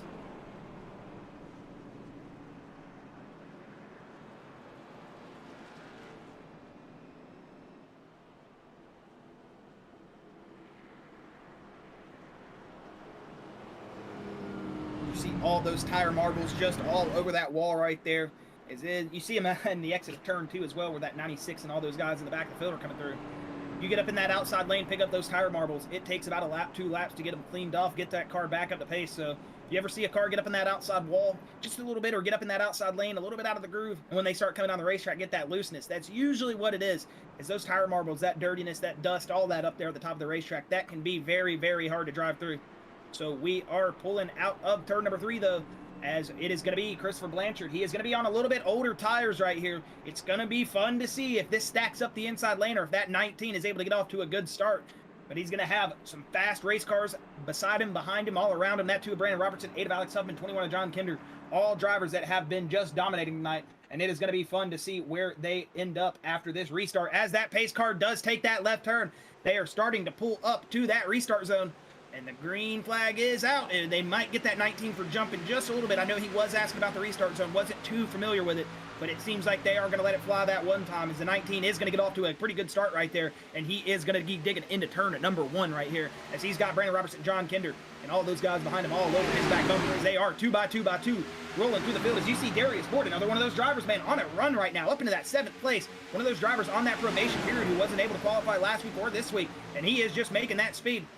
Yep, and the 19 just did get a warning for that early jump right there, so they're not going to halt that restart. But look at those fresh tires, 3 wide all the way through the field, as that is going to stack up Darius Ford. He's going to get into the wall, and around goes the 10. He's in the wall. He's going to hold it up there as the field does come by, and oh my goodness, that could have been trouble. But that 10 of Darius Ford able to keep it on the wall. All the other drivers able to get by, and look at that 48 of Mo Abbott, that 14 of Tyler Reed. They were door banging after that, coming through number 2, as they are 2 by 2. You see Scott Fritz, Tyler Johnson, those guys. Look at Dylan Butler with the run. He just got out of turn number 2. Looks like he never even got out of the gas. Go back up here on board with your leaders. You got Alex Huffman, John Kinder fighting for that 2nd place spot. Look at 15 to Matt Grenier. That 08 to Nicholas Noggle, and that outside lane just checked up. They're going to be 3 wide again, coming down the front straightaway and going into turn number 1. Yeah, as you see, sorry, no, I was going to say, you see that 21 of John Kinder making that move on the inside of Brandon Robertson. That's going to slow them up just a little bit and allow the rest of the field to start catching back up. As you see that number 8 of Alex Huffman peeking out just a little bit. That's not going to impede anything. Sorry, Chris, didn't mean to cut you off. You're good. You're good. I was done talking anyway. As you see, the number 8 is going to pull down in front of that other 08 of Nicholas Noggle. So we got an 8 and an 08. Look at that, 2 wide coming out of turn number 2 through the field.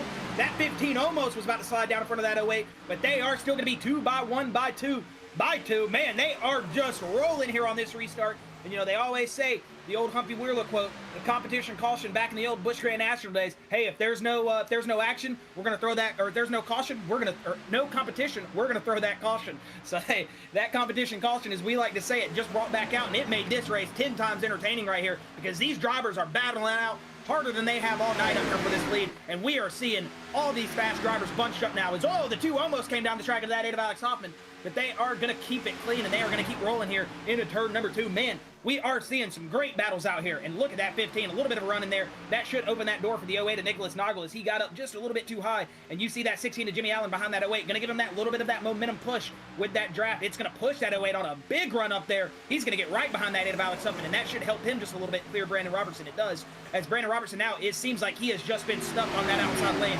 since we hit the green flag again. Yeah, I see Sarah May is asking what happened to the 52 back in 21st. I do not know what happened, but I do think that he did start back there in the 21st position on that restart. He had the earliest pit stop, or the fastest pit stop out of everybody. Maybe took 2 tires. Not sure. He had a 35, 36 pit stop. Matt Grenier and around goes Matt Grenier, the front bumper of Nicholas. As we are still rolling, and man, they are starting to get pushy up here in the front. He's gonna go back on board here with that towards that 15 of Matt Grenier. You see him getting around there, but able to save it. Whoa, more smoke up front. Not sure who that came from. Maybe that 08, that 12 car getting into a little bit of contact because they are slow. And look at that 28, that 33 and 7. They were just shot out of a cannon on that inside lane. They're going to move themselves up a couple positions. That's Frankie Barroso and that 08 to Nicholas Noggle. They're door to door coming out of turn number 2.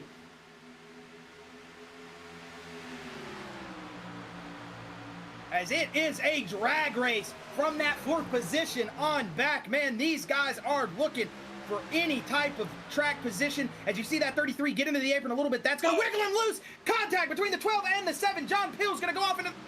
We are going to be 3 wide, and that 7 is going to stay on the apron. Not going to rejoin just yet. Let his fellow competitors get by cleanly before he does rejoin. Good little sportsmanship from that 7. A lot of guys would have just ramped that thing back up on the racetrack, but indeed he is going to take that lap, or that loss of position. And unfortunate there for Frankie Barroso and the 7 to John Pill, and Frankie Barroso said he is going to take that blame. As you see the 16 to Jimmy Allen now working past that 2 of Brandon Robertson. He is going to promote himself up into 3rd place, and man, this battle for the lead is just getting started.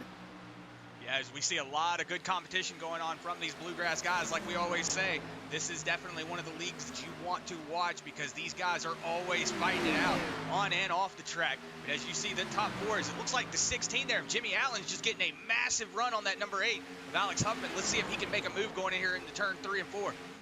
And Chris, that just makes us sound all more right. When we tell you these guys have talent, we mean it. We see great saves like that every week. That is nothing new to these guys. I mean, a lot of these drivers out here on the platform, not taking anything away from some of these drivers, not even in the field, but just the platform in general. You get out there and you see these guys get dumped like that just a little bit, get that little bit of contact, and they don't know what to do. They just spin that thing around, but good hands on these drivers. They are solid on the wheel, and look at that battle back there, Chris, between Matt Grenier and company as they are rolling down that back straightaway. 2 by 2, you got Mo Abbott, you got that 52 of Justin Winters, that 12 of Frankie Barroso, who was just in that earlier contact with the 7 of John Pill. These guys all racing hard back here for that 10th position on up.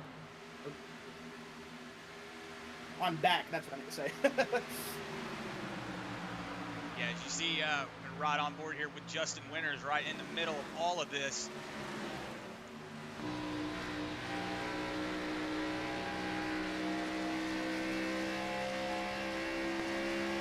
Pretty much got a good gap between him and the competition behind him.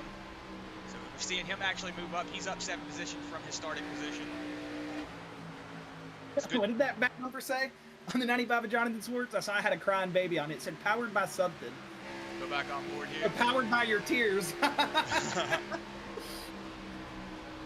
As you see, that number 95 is going to have that 52 of Justin Winters on the inside lane as they are battling it out for that 12th position. Well, Sarah, you were talking about Justin being back in that 21st position. He might have heard you coming through and said, hey, well, I'm about to get on the loud pedal show, or I know what I'm doing out here. I'm going to get moving through that field again. Yeah, as you see Jimmy Allen and Brandon Robertson fighting out for that 3rd position. Looks like Jimmy Allen may be getting a little out of sorts there, and that's going to allow the number 2 to get around him, but he's going to shut that door again. As you see John Kinder just pulling away from everybody. He's got almost a 2-second gap on that 2nd place position of Alex Huffman. So these 3 drivers back here fighting it out for that 2nd place position is slowing everybody down. Put it in terms for simpler terms for how great that clean air is. Go fishing in the bushes and tell me how much you actually get the thing in the water. Go fishing on an open lake, I guarantee you don't hook on any bushes. That's what clean air is like. You get behind those race cars, it's like you can't go nowhere. You can't cast. You're getting stuck on everything. You're getting stuck behind people. You get out there in that clean air, you pull away. As, yeah, 2 by 2, and they are side by side. That was some leaning on each other, man. They are racing for that second position, and that 8 and that 16. And look at the 2. He just came in. He had to step out the gas. He was running up so hard on that 16. Did you see that 16 leaning on that number 8 again? See him getting out. Whoa, just a little loose there. Maybe got a little bit of a arrow push from that number 2 of Brandon Robertson. That's going to help. That's going to give him the momentum contact between the 2 and the 8. The 2 is going to hit that 8. The 8's going to gather it back up. Just a slight bit of contact. That could have been from that arrow push where he was drafted. You know, you get behind a race car, you got that air getting sucked off your car. It can kind of make you loose as the pusher sometimes. Maybe we saw a little bit of that right there as it looked like that 2 just lost a little bit of grip, shot down the racetrack just a tad. That could have spelled adversity for the 8, but like we said, good hands, good eyes, and good awareness from all these drivers out here. I swear, man, they could save us from the catastrophic of the world as good as these drivers are at saving.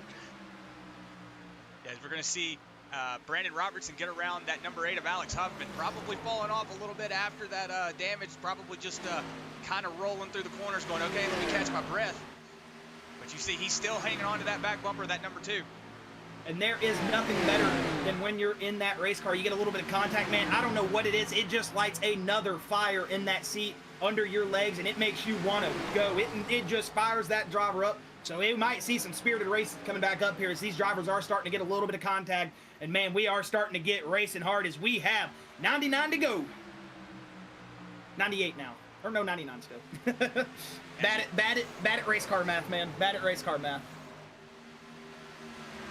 He's going to go back up front and check on that second, third, and fourth position. Looks like they're just kind of single filing it out.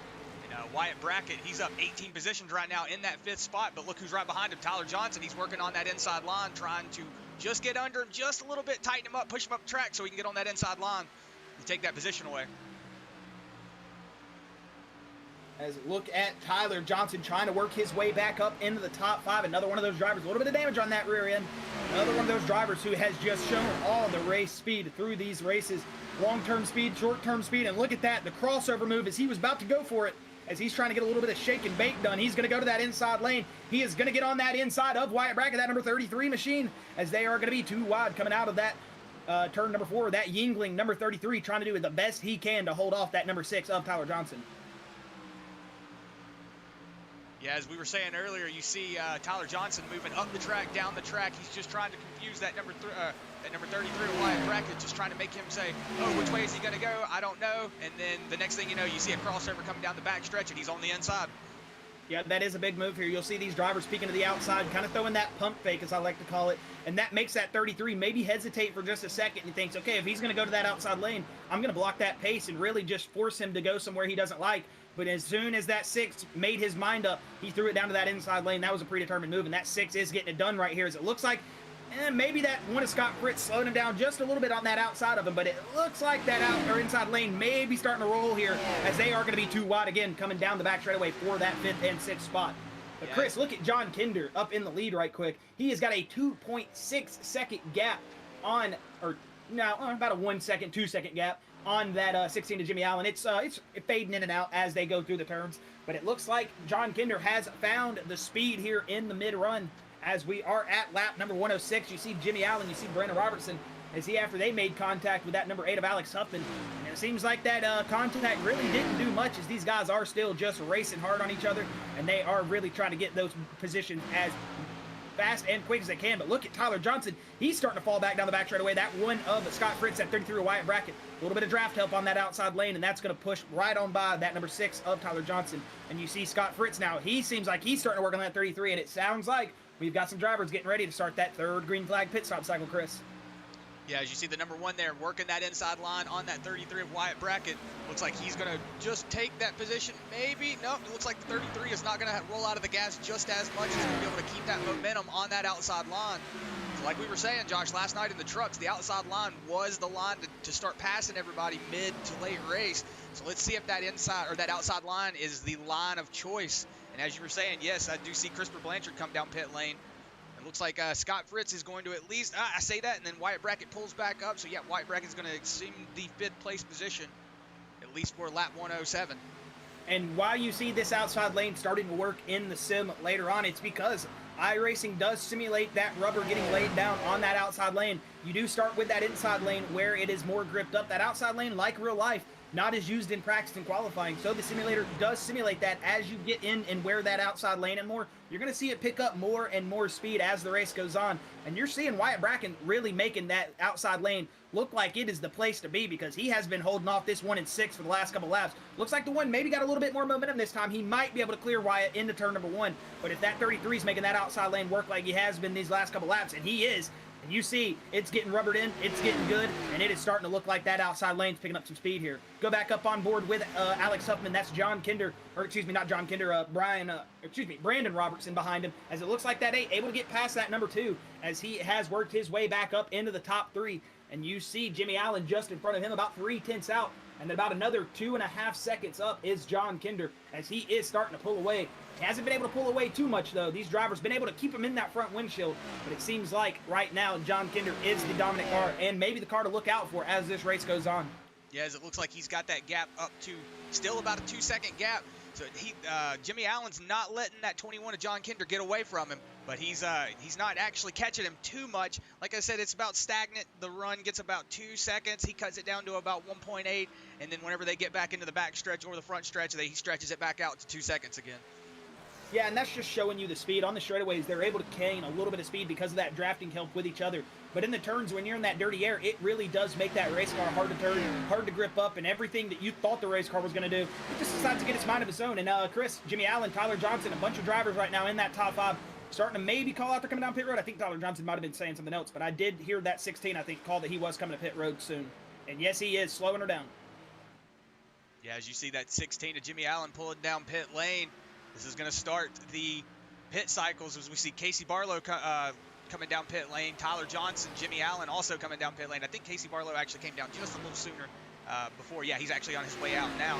But as you see, John Kinder, he's still out to that gap.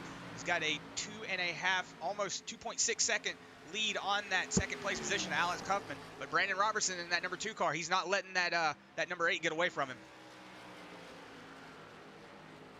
And to touch on the outside line like we were talking about, Josh, you know, the thing, you know, everybody says the inside line is the shortest way around the track, but it's always, you know, or it's the fastest way around the track. But, you know, sometimes whenever you get on that inside line, you got to let out of that gas a lot more than that outside line. That outside line can only run about 75% of fuel, or 75% of the gas pedal. That inside line has to check up to half to 25%. So it is definitely one of those things where that inside line starts becoming more of a battle than a help. The way the inside line works, you got to get out of the gas a lot.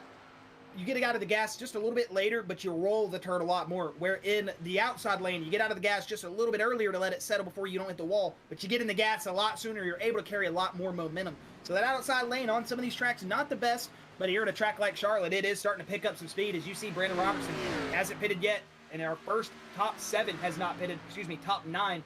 As it looks like we have a bunch more drivers coming down pit road, and it looks like here any moment we should be seeing our top 9 coming down pit road.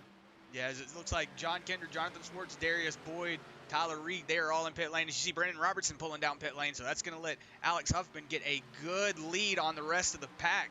But you also see, Josh, there is only 9 cars on the lead lap right now. So there was a caution right now. I always say it, but, you know, don't want to jinx it or anything. But, you know, whenever you see a lot of cars go laps down like that, you do not want to caution. You are correct, but it's going to be Alex Huffman, Justin Winters, and Matt Grenier out in the top 3 currently. I say that. Matt Grenier is about to give up that 3rd place spot. He is about to come down pit road. CJ Mason up 23 spots currently, but after that green flag pit stop cycle, he should move back just a little bit. But still, CJ up there in that top 3 currently. As it looks like Justin Winters is going to stay out on the track at least one more lap. You see CJ Mason also still behind him. So Justin Winters up to 1st position, at least for the time being, until he decides to drive that thing down pit lane. So we do know that we've got 3 drivers now that are still out on the track. And I say that Jimmy Johnson looks like he is still out on the track as well. Jimmy Johnson, I want to say, disconnected earlier. He's Oh, already you are retired. correct. You are correct. I do apologize about that. So, yeah, Justin Winters, C.J. Mason. As I say C.J. Mason, he pulls down pit lane. David Brackett as well is coming. So right now, Justin Winters is the only one out on the track that still has not pitted. So see how long it takes him to decide to come down pit lane, because all these cars are about to start charging around him.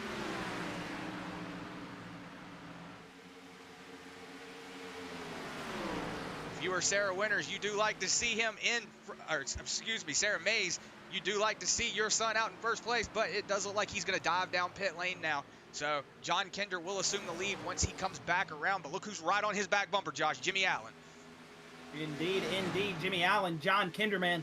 This seems like that has been one of the battles all night. Look at that 16, peeking to the inside, not having enough momentum to get it done.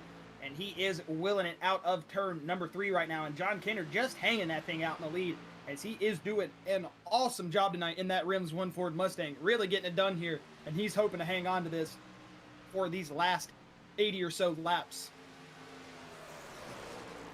All right, well, since everybody has ran through their third wave of green flag pit stops, about the 5th pit stop on the track cycle, but either way, we will go ahead and get those volumes cranked up, get that screen full, and enjoy these beautiful sights and sounds from the Bluegrass World 200 as we are about to go Sim Racing Media. Turn it up here for the first time tonight.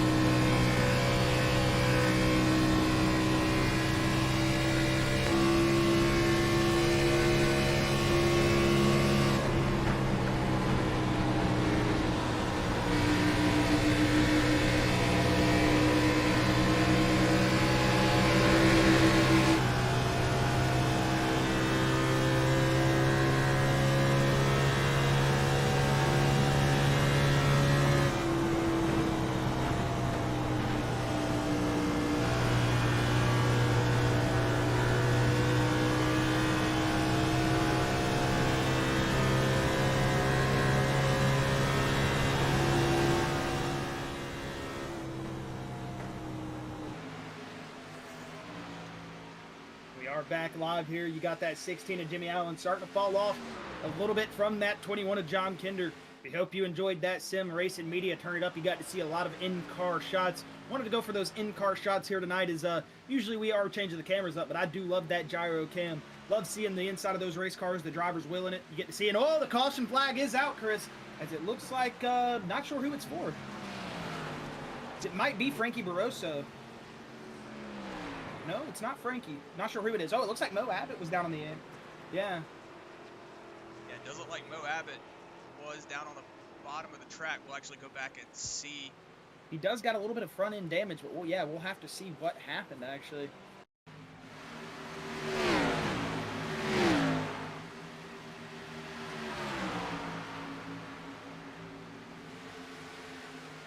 Oh. The 08 is going to get an EOL after that, so the 48 did just get turned off that front bumper. Probably just thought he was a little bit clear to go ahead and pull up that track. Just at that last second, didn't realize that he did not have as much space as he thought he did. It looked like he did just get up there into that left rear quarter panel and spin that 48 around, but hey, that could have been a lot more damage on that 48 machine. Lucky there's safer barriers down there on all parts of the racetrack here, so we'll go on board with that away to Nicholas, and obviously from his perspective.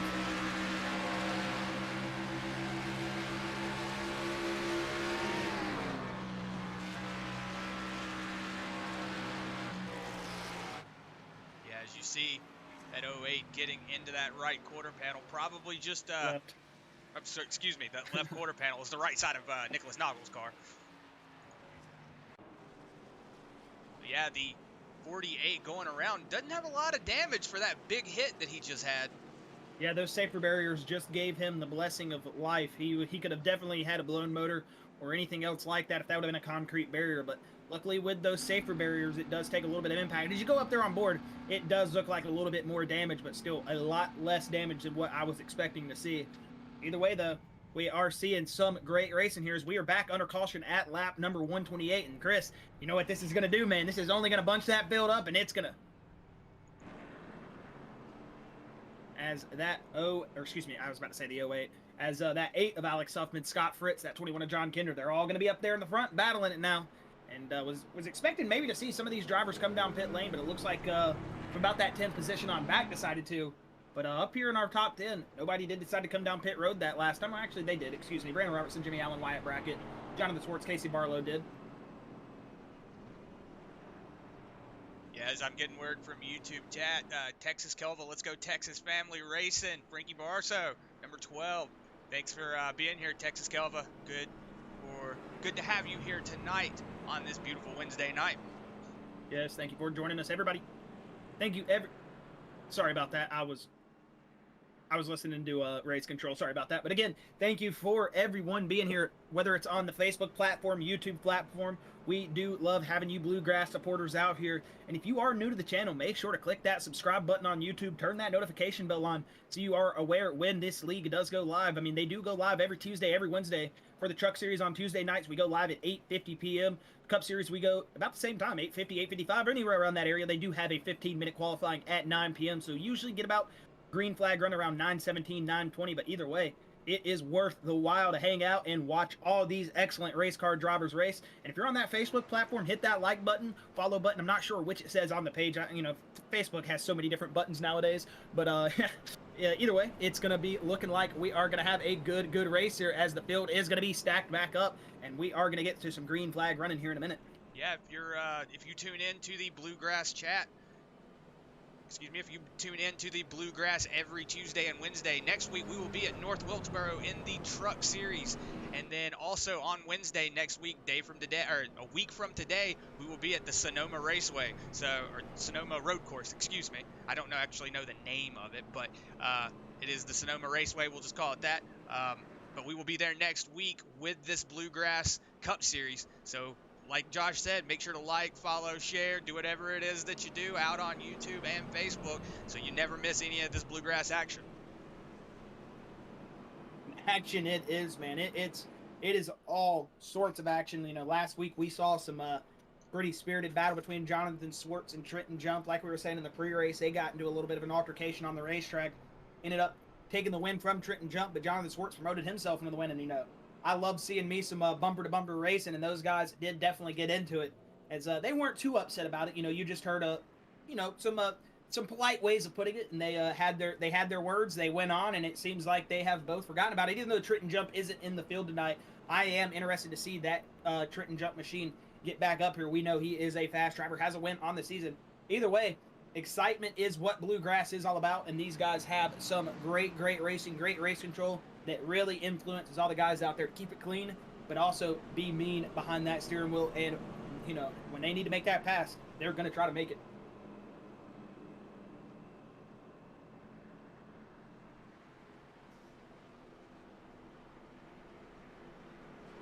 As the field is rolling through turn number 2, as the pace lights are off, they are stacked back up. Like I said, that was that Humpy Wheeler competition caution. No competition, we're throwing the caution, because I remember he used to say, you ain't going to stink up my shove. Either way, we know these drivers love that green flag, but up here in the booth, we love those yellow flags. We know the fans love them too, because, man, these drivers have just been going all out tonight. And I'm now interested to see how well John Kinder is able to hold off Alex Huffman and company, as he was getting off to a really good run right there. He's also got some drivers. Brandon Robertson on back. They are on about 10-15 lap fresher tires, so it is going to be fun to see how well this top 5, top 6 is able to hold off the field on back with those fresh tires. Yeah, as you see that pace car getting ready to take that left-hand turn into pit lane, we're going to see that number 21 of John Kinder and number 8 of Alex Huffman get ready to take that green flag. As you see, there's the jump. Really good jump there from the 21 and the 8. As you see Matt Grenier up here in that 3rd place position with Scott Fritz right behind him. They're going to pull out just a little bit. As you see, Justin Winters, he's moved up 15 positions so far, so he's sitting in that 5th place position. So if you're Sarah Mays, you're really happy right now. Well, he is, Justin, looking good, but Chris, look at those drivers behind on fresh tires. They got a run out of turn number 2, and they are all over the back bumper. Brandon Robertson going to go to that outside lane, cut up in front of that 55 of CJ Mason, who did not take tires that last time. And look at Brandon Robertson. He is 3 wide coming out of turn number 3. He's going to file back in behind that 15 of Matt Grenier. And look at Justin Winters coming back at those fresh tires, man, on that inside lane. These old tire runners, they're saying, hey, just because you got them new Goodyear Eagles doesn't mean we ain't going to give you a run for your money. But look at Brandon Robertson. It doesn't matter where he passes. He can be right in that catch bench on those fresh tires. That car is showing speed, and he is working his way through the field. And I am not going to lie, Chris, it's looking like he is going to make a great battle for that lead. And we might be looking at Brandon Robertson up in that 1st place position here in the next lap or 2. And look at Justin Winters, a good drive through turn number 3. Those old tires, man, they don't look that old. Justin is running right now. But you look up front, and that's what I'm saying. Brandon Robertson, those fresh Goodyear Eagles and that good wrench number 2. Chevy Camaro, he is wheeling it off into turn number 2. That outside lane should stick with those fresh Goodyear Eagles, and he should be able to come on and pull on by here as they go 2 wide, 3 wide behind him. That's Jonathan Swartz, Jimmy Allen, and CJ Mason. They were 3 wide for a moment there. As you see, Justin Winters and Jimmy Allen now 2 wide. He is going to get cut off right there by that 16 of Jimmy Allen. And man, we are racing here with that at lap 133. Looks like Jimmy Allen's going to make that move on the inside coming into turn, or excuse me, the tri-oval. Looks like he's going to go on the inside there of Matt Grenier. Matt Grenier's on a little less newer tires. Looks like 17 laps newer. Jimmy Allen is on 17 laps newer tires than that 5th place position of Matt Grenier. And in front of him, he's got another 17 to 20 laps of tires newer, so you're going to see Jimmy Allen just blow past everybody right here. Indeed, Jimmy Allen, just like Brandon Robertson, took tires under that caution period right there, and he is just going to roll on past John Kinder, and they are going to promote themselves into that 1st and 2nd place. So those first 2 positions are some new tire runners, and they are showing that field, hey, maybe you should have came down pit road with us, buddy, because you could have been running up here too. As we had about 13, 14 cars come down pit road, only about 6 or 7, maybe 8 not pit. So yeah, as these fresh cars starting to wear in, you're starting to see how much better they are than these old tires. And look at Wyatt Bracken, another one of those fresh tire runners, rolling it out on the outside again. And Alex Huffman and John Kinder starting to fall back as they've had Jonathan Swartz and Casey Barlow also go past him on those fresh rubbers. Yeah, and it looks like Matt Grenier and Justin Winters, they were up there in that front pack, and it looks like they've actually fallen back a lot. Christopher Blanchard also falling back just a little bit. That inside line stacking up, everybody up. Because like you were saying, Josh, those newer tires are just starting to show their age, or excuse me, those older tires are starting to show their age, and it's allowing these guys on these fresher tires to just take off and leave the people behind them.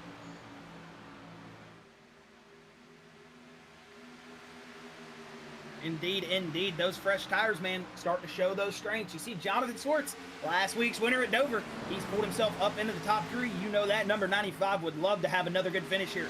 Really give him a points boost. And as you see behind him, you got that 24 Casey Barlow.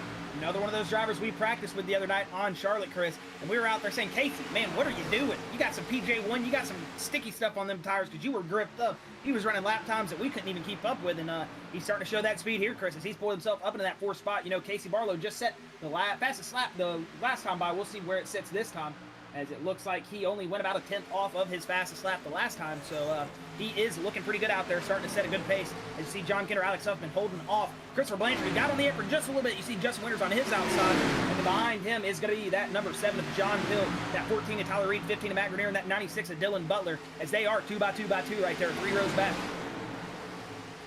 Gonna go back up on board with Brandon Robertson. I see Jimmy Allen starting to make a move on that number 2. So let's see if he can make it stick going here into turn 1.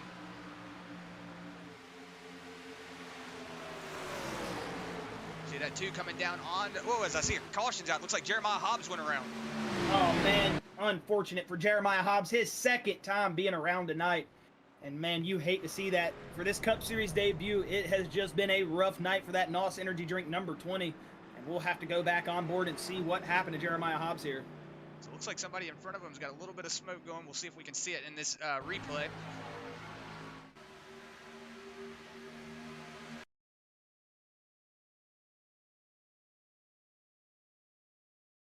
Well, as it looks like he pulled up there into that lane, into CJ Mason. CJ Mason's going to send him around. Let's see if he can get around without any adversity. Yeah, you see the number 1 of Scott Fritz going down into that grass. Looks like CJ Mason's going to make it by just fine. Maybe just a little bit of right quarter panel damage. As you can see, he going around off that front quarter panel of that 55 of CJ Mason.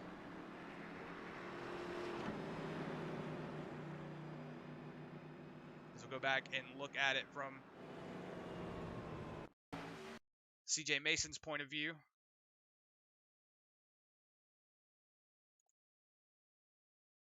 Probably just thinking he was a little clear, just wasn't able to get through it.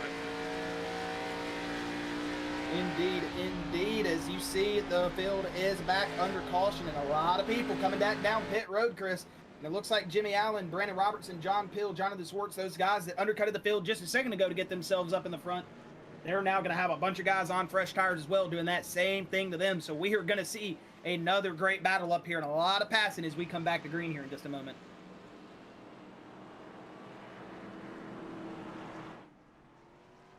You see the 24 there of Casey Barlow pulling out pit lane, so he's going to assume that 5th place position.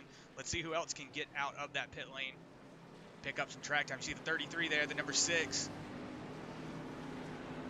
It looks like Casey Barlow, Wyatt Brackett, Tyler Johnson, John Kinder, Alex Huffman, Justin Winters is going to be the top 10 with Christopher Blanchard, Scott Fritz, Matt Grenier, Nicholas Noggle, and Cale Clifton. It's going to be the top 15.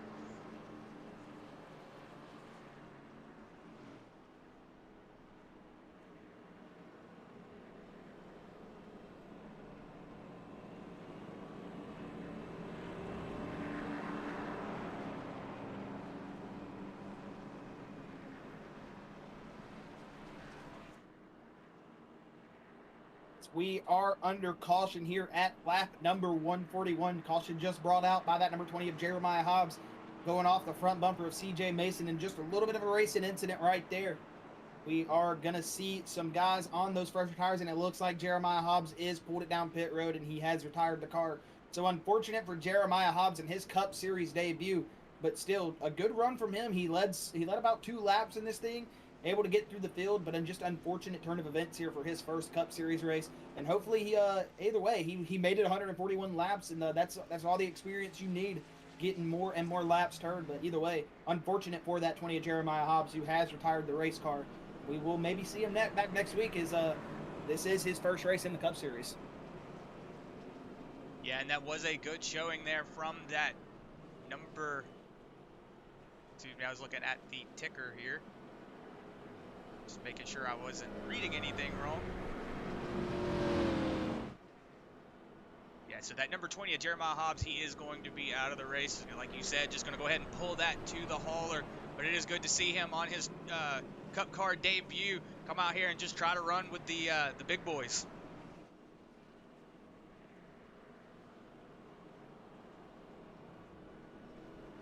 Got Jimmy Allen in the lead. It's going to be Brandon Robertson, Jonathan Swartz, John Pill, the only drivers on those old tires now, besides Dylan Butler in that 96, who is currently sitting in 22nd.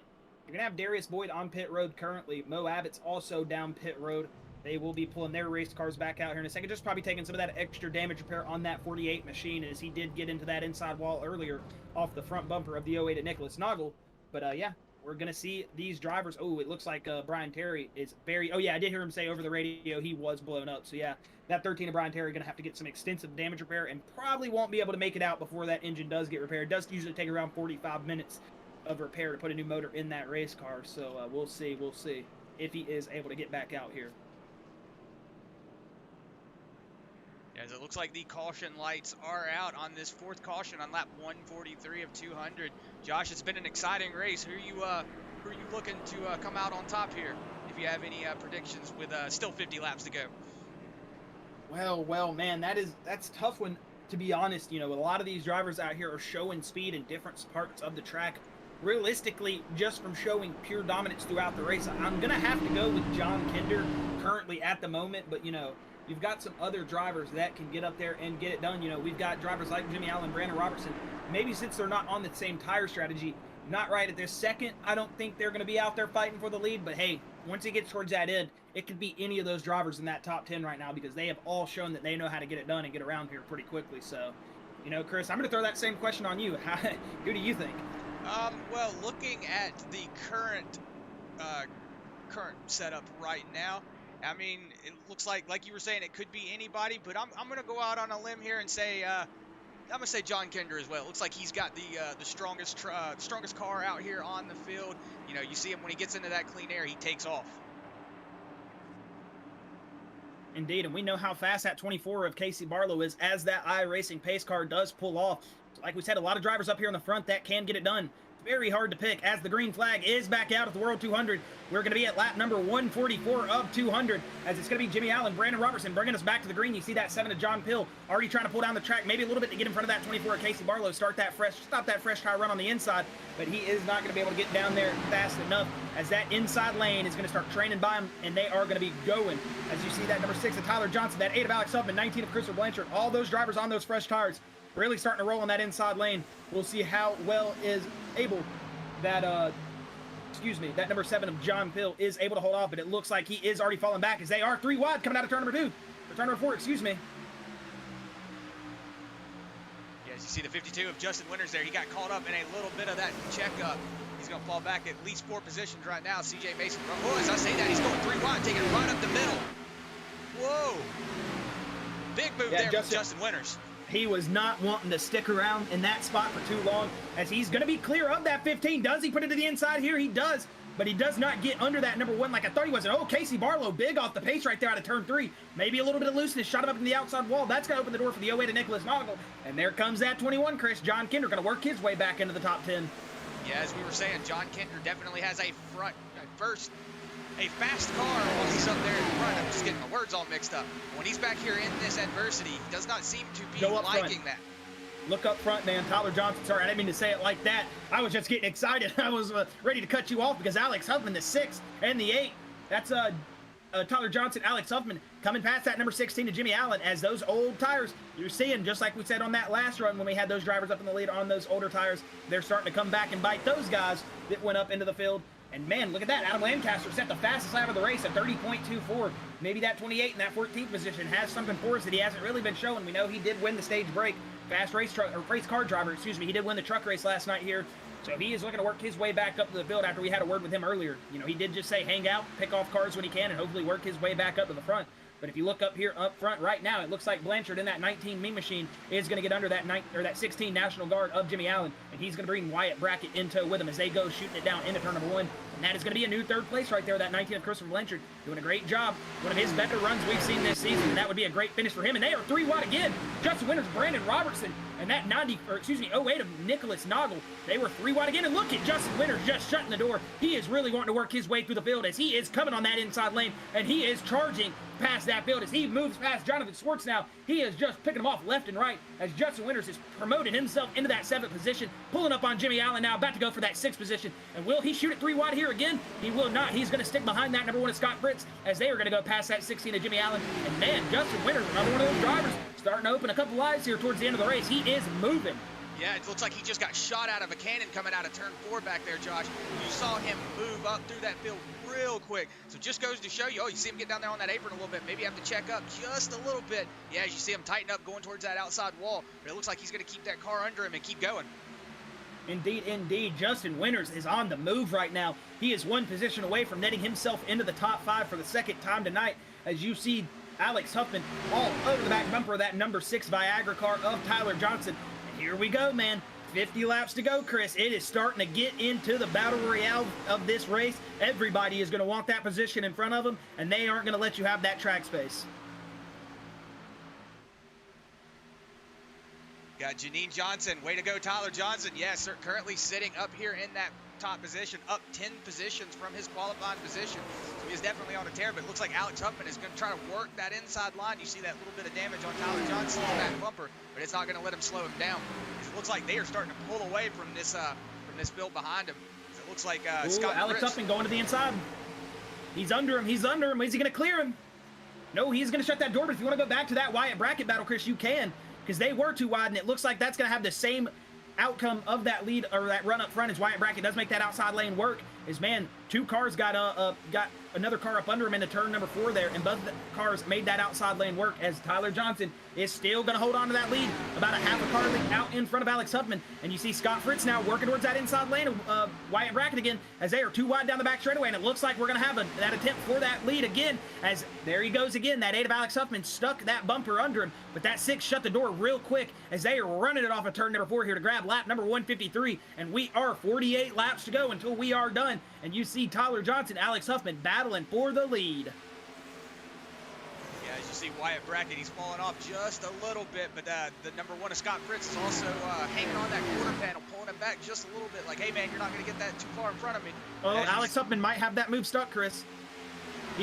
That was the closest he's been this past couple laps, but he did not try to make it stick this time. Sorry, I didn't mean to cut you off right there, buddy, but that was looking like it was going to be a pass for the lead there just for a second.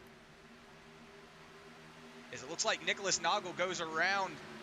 Yeah, it looks like Justin Winters falling off just a little bit, maybe getting a little loose, having to check up. So Nicholas Noggle and John Kinder are going to drive around him. You see that 21 of John Kinder moving back up. He was a little bit back there, but now he's starting to collect his stuff and get back up to that front. As you see, Alex Huffman looks like he's starting to make a move on the number 6. As I say that, you're going to see the number 6 shut that door. Yes, this has been a broken record right here. The 8 going to the inside, the 6 shutting the door, but he's going to open it up coming out of turn number 4. And it looks like Alex Huffman's going to be right there. Kind of ran him down a little bit into that old dog leg right there for the road course. But they are still about to be 2 wide maybe. And there it is. He's going to drive it into turn number 1. Alex Huffman's going to clear that 6 of Tyler Johnson. New leader here at lap number 155 as it is going to be Alex Huffman promoting himself back out into the lead. And he is running.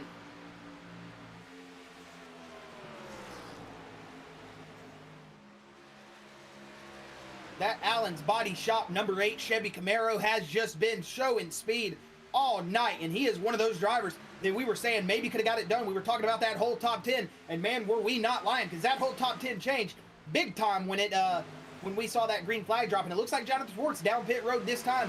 As you go back up here in your fight for the lead, you see Alex Huffman, and look at that, Wyatt Brackett, Scott Fritz, starting to catch up to that number 6 of Tyler Johnson, and maybe that little bit of draft help he's going to pick up from that 33 of Wyatt Brackett, maybe a little bit of speed to try to pull back out of that number 8, but that is not what you want to see if you're Tyler Johnson. That 8 car getting past you, and then Wyatt Brackett, Scott Fritz starting to pull up on you, as this top 10 has just done a complete flip around. It looks like we just clicked the randomize button, because they are all over the place after that green flag dropped out of that last caution. Yeah, it looks like, if you notice, Josh, the top 4 that did not pit, they have all fallen back to below the top 10. As you see, Jimmy Allen, he's fallen all the way back to 15th position. Brandon Robertson in that number 2, he's fallen back to 16th. So they are back there trying to fight out these old tires. Indeed. Casey Barlow as well, Chris. He pitted on lap 140. He actually went, into the wall. Scott Fritz goes. He's going to gather it back up.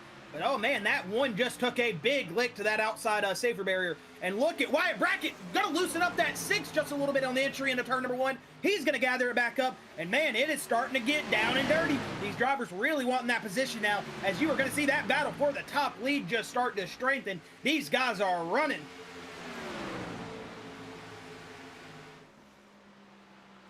Coming out of turn number 3, it's going to be Alex Hoffman rolling it through 4. He's still got Tyler Johnson all over that back bumper. Scott Fritz able to recover from that little bit of a wall tap on that last time by as he is starting to pull his way back up. But man, they've got about a 2-second gap on that 08 to Nicholas Noggle as John Kinder just worked his way past. John Kinder, another one of those drivers. Oh, and Nicholas Noggle in the wall. He's almost going to pull down to that 15 to Matt Grenier, but he's going to gather it back up. As you see Adam Lancaster, Justin Winters, Christopher Blanchard all behind him. They are on a mission right now, and they are rolling down the back straightaway. As you see that 28 of Adam Lancaster, going to go to the inside of Nicholas Noggle, but he's going to cut him off. He's going to turn him. They're going to make contact again. Nicholas Noggle going to gather it back up, but the 28 is going to put the bumper to him. Say, you aren't shutting that door that quick. And as we say that, we've got the 10 of Darius Boyd off track. Not sure what happened there, but he is able to gather it back up and get rolling again. So, man, we've got contact, we've got bumping, we've got banging all over the track as we are 41 laps to go here. And, man, these drivers cranking the intensity level up past 11. Yeah, as we see Darius Boyd go around, we'll actually see if we can go back and just check that out real quick. But we've got a battle up here for that 3rd place position. As you see that 33 get on that apron and wash up the track. Scott Fritz going to hold his line, though.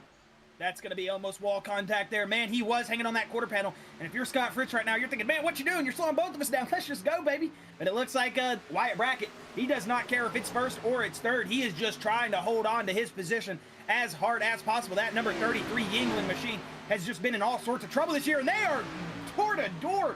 I mean, that was just Goodyear Eagles being rubbed off the sidewalls right there because they are touching, man.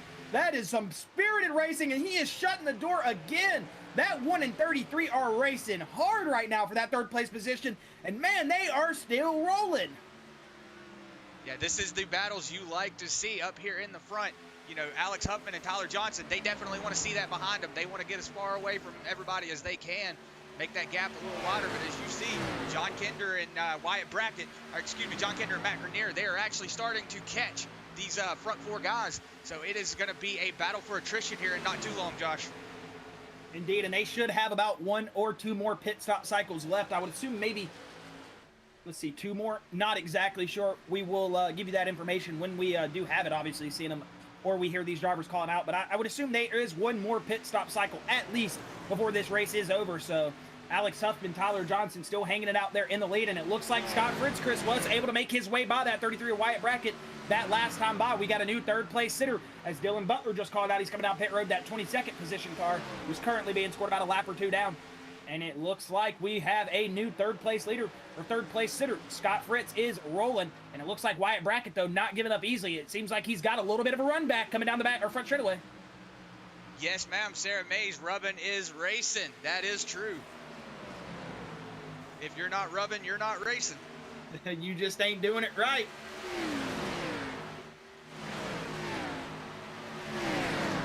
Go back here and check on that battle for the 10th place or the 9th place position. You see Justin Winter is going to be on that high line, but that 19B machine going to look on the inside, try to dive it down in there, see if he can make it stick. Whoa, and look who's coming up. Just the 95 just comes out of nowhere. Jonathan Swartz just come flying out of nowhere. I didn't even see him. Indeed, he was just slingshotting past those drivers, and look at this, Chris. Starting to get a battle for that 2nd place as your top 4 are lined up bumper to bumper to bumper as they got a little bit out of there, but they are running hard, and this battle for the lead right here is looking hot. Yeah, you see the number 8 of Alex Huffman. He's going to hang it on that inside line. You see the number 6 and the number 1 kind of arcing that turn, probably letting it roll. As you see the 33 of Wyatt Brackett going to make a move on the inside. See if he can make that stick. Let's see if the number 6, I was going to say the number 6 is going to move up the track and try to block all of that momentum. So you're going to see that number 1 of Scott Fritz start moving on the inside. See that 6 starting to wash up just a little bit. Whoa, as you see that 1 getting a little loose, had to get out of the gas there. And Wyatt Brackett coming back with a run. Not going to be able to make the pass stick this time as you see that 21 of Jonathan Kinder, that 95 of Jonathan Swartz. That's Matt Grenier behind him. As you see Adam Lancaster, also the truck race winner from last night in his one-off showing here at Charlotte, working his way back through the field, just like he said, Chris. Here comes Adam Lancaster, another one of those drivers you got to keep that spotlight on. because he could be one of those guys to get up there and win this thing when we get down to it. Yeah, it looks like Brandon Robertson actually came down pit lane, and I want to say I just saw Jimmy Allen come down pit lane, so the green flag stop should be starting here in not too long. Indeed, they have already started, Chris. You are correct. It was Brandon Robertson and Jimmy Allen came down pit road. Yes, oh my goodness, they are starting to get all over the place right there. And now we've got 5 cars up there battling for the lead. Yeah, actually, no, they don't. Jonathan Swartz is sitting in 18th. My fault. He is just coming back through to grab his lap back. I do apologize on that. That 95, not racing for position, but racing for that lap back. And he is going to make that outside lane stick. Just shows you again those fresh tires as he rolls on by Wyatt Brackett and Scott Fritz. But Wyatt Brackett not giving it to him, man. He is not going to let that lap car get by easily. And some of these drivers think, hey, the more cars we don't got to worry about, the better it makes our race. But you see that 95 of Jonathan Swartz roll on by that 6 of Tyler Johnson, and he should pick off that number 8 of Alex Huffman here, putting himself back on the lead lap. Yeah, as you see the number 33 of Wyatt Brackett going to make a move to the outside. Maybe that little bit of lap traffic fight with that number 95 slowed him up slowed that number 6 up just a little bit. That's going to allow that number 33 of Wyatt Brackett to at least he will assume the 2nd place position right now. So let's see how long he can hold on to it and how long Tyler Johnson will fight off that 3rd place position with that number 1 of Scott Fritz.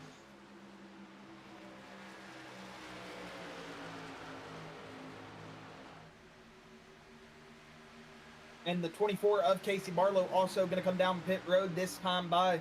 So yes, Chris, it seems like these green flag pit stops should be starting soon for everybody. As we had a couple guys come down, but it seems like all of our leaders from about 1st on back to about 13th, 14th, and 15th just really haven't came down pit road. Casey Barlow, the first one, but it seems like Nicholas Noggle also going to come down pit road in that 10th position. So yeah, that door is opening. We'll start seeing when those drivers do enter pit lane. Yeah, Josh, as you were talking about that, you saw that 33 of Wyatt Brackett try to make that outside move on that number 8 of Alex Huffman, but he was not able to make it stick. Alex Huffman not giving it a whoa as you see him try to make that inside line, just trying to cut it.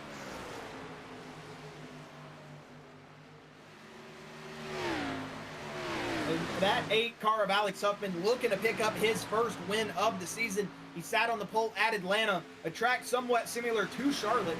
It's not all the way the same, but a very similar driving style at Atlanta, just a little bit bigger straightaways. But either way, Alex Huffman knows how to get it done on these bigger tracks. It'll be interesting to see if he does hang out up there in the lead. And I want to say I just heard Christopher Blanchard called that he was coming down pit road. Could have been another driver, and yes, it was that 19. He is making his way down pit road this time. Yeah, as you see Wyatt Brackett still trying to battle out for that lead position on that number 8. But he's not able to make it stick on the outside. Like we were saying earlier, you got to play mind games when you got to make them think you're going to go to the outside, and then you try to take that inside line, or vice versa. So let's see if that number 33 can make it stick. As I say that, he's coming down pit lane right now.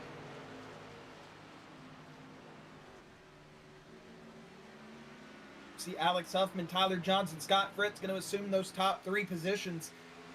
Well, Alex Huffman's still in the lead, but you know what I mean. Those 2 cars behind him going to pull up another position. But either way, Tyler Reed down pit road. This next time by John Kenner, Adam Lancaster, Wyatt Brackett, all rolling down pit lane to get their service done. See that 28 of Adam Lancaster pulling into his pit stall. Going to grab those 4 fresh Goodyear rubbers. Get a Sunoco fuel up in that car, and they are going to get rolling here at lap number 173. As you see Tyler Johnson slowing up, you're going to see Scott Fritz, Alex Huffman, all these guys coming down pit road, and whoa, big lock up there from that number 6 of Tyler Johnson. But hey, we're getting rid of those tires, so go ahead and use them up, buddy. Yeah, it looks like the number 50 of Kel Clifton, number 55 of CJ Mason also deciding to take it down pit lane. So that's going to let Matt Grenier in that 15 assume the lead, but look who's right behind him, Josh. That 52 of Justin Winters. You got that 7 of Scott Pill John Pill, excuse me, working his way back up there to grab his lap backs. As Frankie Barroso, 3rd place hitter currently, is going to be coming down pit road this time. As Brandon Robertson and those guys, they are on those fresher tires, so it's going to put John Pill into the lead right now. Once he, maybe not, as he's still a lap down, he's got to work his way back through. But Matt Grenier is currently in the lead, hasn't came down since lap number 140, same as Justin Winters. Frankie Barroso is on pit road. Yeah, it's starting to look like we are seeing our last pit stop. And man, this is going to be a sprint to the finish here, as the fastest runner is going to win, and we are going to see who can get it done here. As Justin Winters does seem like he is pulling down pit road. I could have heard the 15 instead of the 52, but I think 52 was slowing up, and yes, he is. There you see him rolling into pit lane. And no lockup, nothing. Justin Winters, a good little pit entry right there. Either way, going to go up board to Jonathan Swartz, who will assume that race lead once he passes Matt Grenier and Justin Winters on pit road. Then it's going to be John Pill, Brandon Robertson, Tyler Johnson. Those are going to be your top 5 once they get past these drivers right here.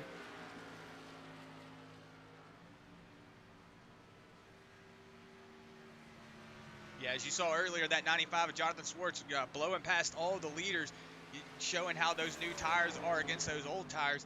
But he is also on almost 10 to 15 lap old tires compared to the rest of the field. So let's see how long he can hold this first position, because the closest person that he's got to him is that number 2, Brandon Robertson, and he is 6.5 seconds back from that first place position.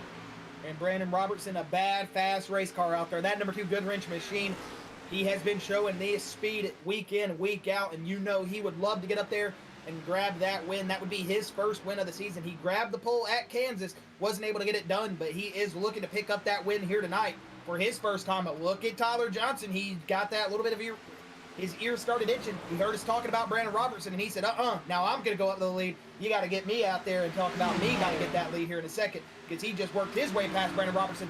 And that's almost 10 lap pressure tires, and he is already blowing up through the field, so he should catch up to Jonathan Swartz with no issues. Yeah, as we were talking about that just a second ago, Josh, Jonathan Swartz, we said that he was on lap 15 old tires, or about 17 lap older tires than Tyler Johnson behind him. So, actually 18 laps looking at it. No, 28. Whoa. 28 laps older tires. So Jonathan Swartz is going to be having a handful now, because Tyler Johnson has cut that lead down to 3.8 seconds. So as we said just 2 laps ago, there was a 6-second gap between that second and third place. Now it's cut down to 3.5 seconds.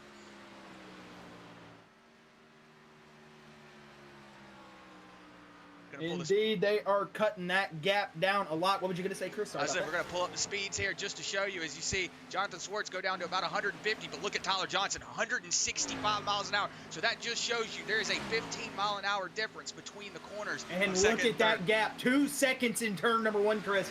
That number 6 of Tyler Johnson is on a roll right now. He is looking to pick up his first win of the season. As you know, that would be a party in that house tonight. Tyler Johnson, another one of those drivers that has shown a lot of speed. Bristol Dirt looked like he was going to be the driver to win until he unfortunately dropped out due to internet connection. But right now, Tyler Johnson, he is on a roll, only a second back from Jonathan Swartz, and he is on a mission to pick up that first spot. And if he does, he is going to have a lot of clean air in front of him here with 21 laps to go. Yeah, because if you're looking right here, Tyler Johnson has almost got a 2-second gap on that second place position of Alex Huffman. It looks like Brandon Robertson has fallen off a lot.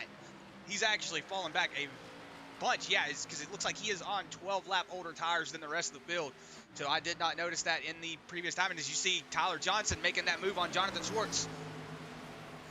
New leader here at lap number 181. It's going to be Tyler Johnson rolling it out of turn number 2, and he has got nothing but fresh racetrack in front of him, and he can take a sigh of relief because he is in a good position, but it is still not over. You know, even though he's got no cars behind him for a good bit, he's still going to be checking those mirrors. I mean, he does have that number 95 of Jonathan Swartz, but he saw how easily he was able to get past him. Not too worried about him. He just wants these drivers behind him to start battling a lot more, because Alex Huffman, he can start rolling up as he's only 5/10 back from that 95 of Jonathan Swartz. He's going to promote himself into second place just here in 1 second as you see Jonathan Swartz, and then there's that gap to Alex Huffman.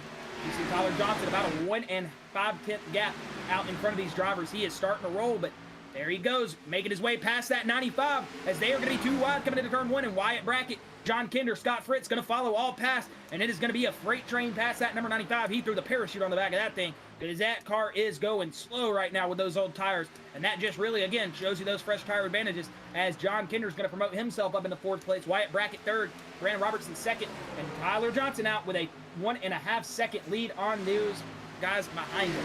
Oh, you see the 28 of Adam Lancaster getting into the right door of that number 1 of Scott Fritz. Didn't look like it caused anything, but just slowed that number 1 up just a little bit. But like you were saying, Josh, looks like Tyler Johnson is just starting to pull just a little bit away now. He was Alex Huffman was starting to catch him just a little bit, but it does look like that he is starting to pull away from that pack again. Yeah, he's been holding around that gap right now, and it looks like Alex Huffman, Chris, is starting to pick up some speed here as we are coming to lap 185. Tyler Johnson now was out to about a 1 6/10 gap. It's now fallen off to a 1 2/10 gap. As you see that bump drafting down the back straightaway between the 21 of John Kinder, the 28 of Adam Lancaster, as they are working together here, and he is going to clear that 28 of that one. Let's see if Scott Fritz tries to pull out, or he tries to pull in front of Scott Fritz, but it looks like he's going to hang with John Kinder right now, as you see Scott Fritz on that inside lane, but he is pulling John Kinder down the front straightaway. Adam Lancaster is. And look at that gap. Now 1 second, Chris. Alex Huffman starting to chew in.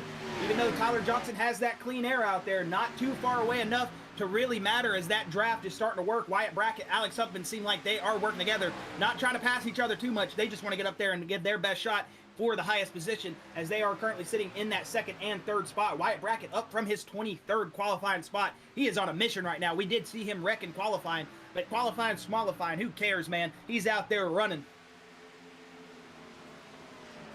Yeah, as you see John Kinder starting to fall off just a little bit there. He's going to drop back a couple of seconds from Adam Lancaster, but looks like Scott Fritz and... Oh, excuse me, I guess I saw the wrong thing. I thought Matt Grenier and Scott Fritz were fighting, but I guess that was Jonathan Swartz and Matt Grenier. I do apologize.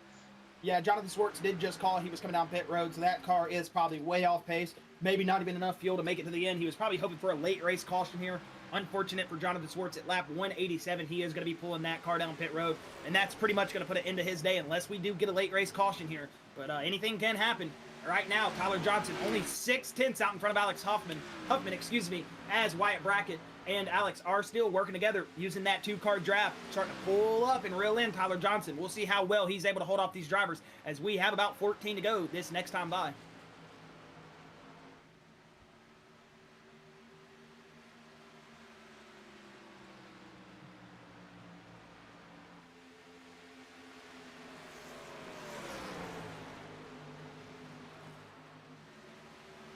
As you see Tyler Johnson, he's got a 0.4 second lead on that number 8 of Alex Huffman, but it looks like they are starting to reel them in here, Josh. Looks like Wyatt Brackett is all over the back bumper of that number 8, trying to push him down the backstretch as much as he can. It looks like Adam Lancaster is just going to be out here by himself, just hanging on to that tail end of that draft from that number 33 of Wyatt Brackett. And Chris, that 8 of Alex Huffman, he's casted, set the hook, and he reeled that number 6 in. Man, that is a pretty catch right there, because he is rolling all up on the back bumper of that number 6 of Tyler Johnson. We're going to have a battle for the lead with 12 laps to go here, as Alex Huffman all over the back. He's going to pull down. Good block there from the 6s. They roll it into turn number 3. Alex Huffman getting as much air under he can, trying to maybe suck a little bit of air off that 6. Gonna tighten up, and that's gonna open the door for Wyatt Brackett. Coming to the inside, oh, a little bit of a bump, looseness, and they are gonna gather it back up. Tyler Johnson's loving what he's seeing behind him, as they were just on his back bumper. He is trying to pull away.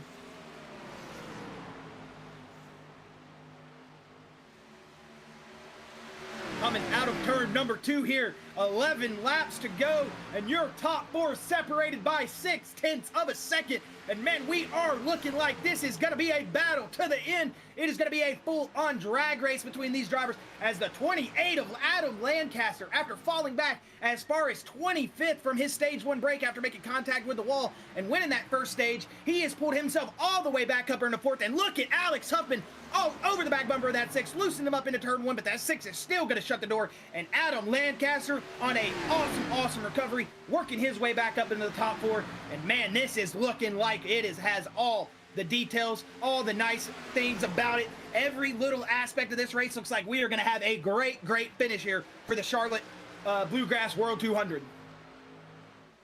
Hey, I am getting word that our grandfather is watching. Hello, Paul Sheely. Hello. Thank you for coming out and watching this race tonight. Well, that's awesome. Heck yeah. We do indeed appreciate you being out here. And here we go. Look at this battle, Chris. Starting to heat up, man. You go get Alex Huffman going to that inside lane. And Tyler Johnson, man, just doing an excellent job. He is really making that car all the lengths he needs to make it to. Really making Alex Huffman get offline. And that is going to open the door for the 33 Wyatt Brackett, who is on a big run now. 2 wide coming down the front straightaway. 8 to go. Yeah, but don't count out that number 21 of John Kinder. It looks like he is still hanging on to that those coattails, trying to catch up. Matt Grenier and Scott Fritz are trying to push him down the backstretch just so he can catch up with these drivers in front of him. We're going to go back up here because it looks like the number 8 has just got passed by the number 33. And as you see, Wyatt Brackett just give a really big bump there to that number 6, Tyler Johnson. So that's going to open up that door for that number 8. Coming to 7 to go this time by. The laps feel like they are just going by so slowly for all these drivers up here. The sixth of Tyler Johnson wants this thing to be over the longest lap for him. And if you're sitting in that second place on back, it feels like these laps are going by way too fast. And you know, that six feels like it is just creeping on by. He is just ready to see that white flag, especially that checkered. But right now, it ain't over until it's over. He's blocking that low lane. The 8, he's going to run to the inside here. He's got it, but he ain't going to make it stick, man. That 6 shutting the door again. Woo, this is getting good, man. The 33 all over the back bumper. This is going to be some contact. Oh, my goodness. They are making it stick. That 8 is going to cut the 33 off, man. We are just now getting rolling. Yeah, but that's going to allow that number 21 of John Kinder to catch that draft of the 28. Maybe he's going to be able to suck back up to that back bumper and make it a race for 5th place. I mean, we're about to see some really bad fast battles going on here with 5 to go. Man, I am out of my seat. I am standing, got the monitors turned all the way up so I can see it. I am out of my seat right now. Looks like all you fans probably are too. If you've got the caps, wave them. If you got the beers, pimp them. It is getting good out here tonight as you see Wyatt Brackett now working his way up into that second position. Big run from that number 33 as he is going to clear the 8, and he is going to go right on back past. Still a good battle for that second position, but Tyler Johnson is loving this. We got 5 laps to go. It looks like Tyler Johnson is starting to get a little bit of a gap there on that 33 of Wyatt Brackett. We're going to see how long he can make that gap stick, because it looks like that number 33 is starting to catch him with a vengeance. Indeed, Wyatt Brackett has found something here out of turn 3. He shoots like a missile, and he is going to be right up on that for 6. He's not going to have the pass on the inside. Look at Tyler Johnson putting him up to the wall. It is going to be 2 after coming out of turn number 2. Wyatt Brackett is got the run. Oh, we've got trouble in the back. That's one of Scott Fritz did go Matt Grenier. They get it gathered back up. Go back up here to that battle for the lead as they are. Oh, look at that. Wyatt Brackett out to the lead, man. Look at Tyler Johnson. He is going to have to battle back. We have 3.5 laps to get a gun here as they are coming to lap number 198 of 200. And it is going to be Wyatt Brackett up 22 positions from his original qualifying spot of 23. And that 33 machine is looking bad fast here tonight. And he is looking to pick up his first win of the season as Tyler Johnson looking to do the same. He is going to harvick that white line out of turn number 1 and 2. And he is looking at that outside. But it looks like Wyatt Brackett is just turning the NOS switch on. He is pulling away.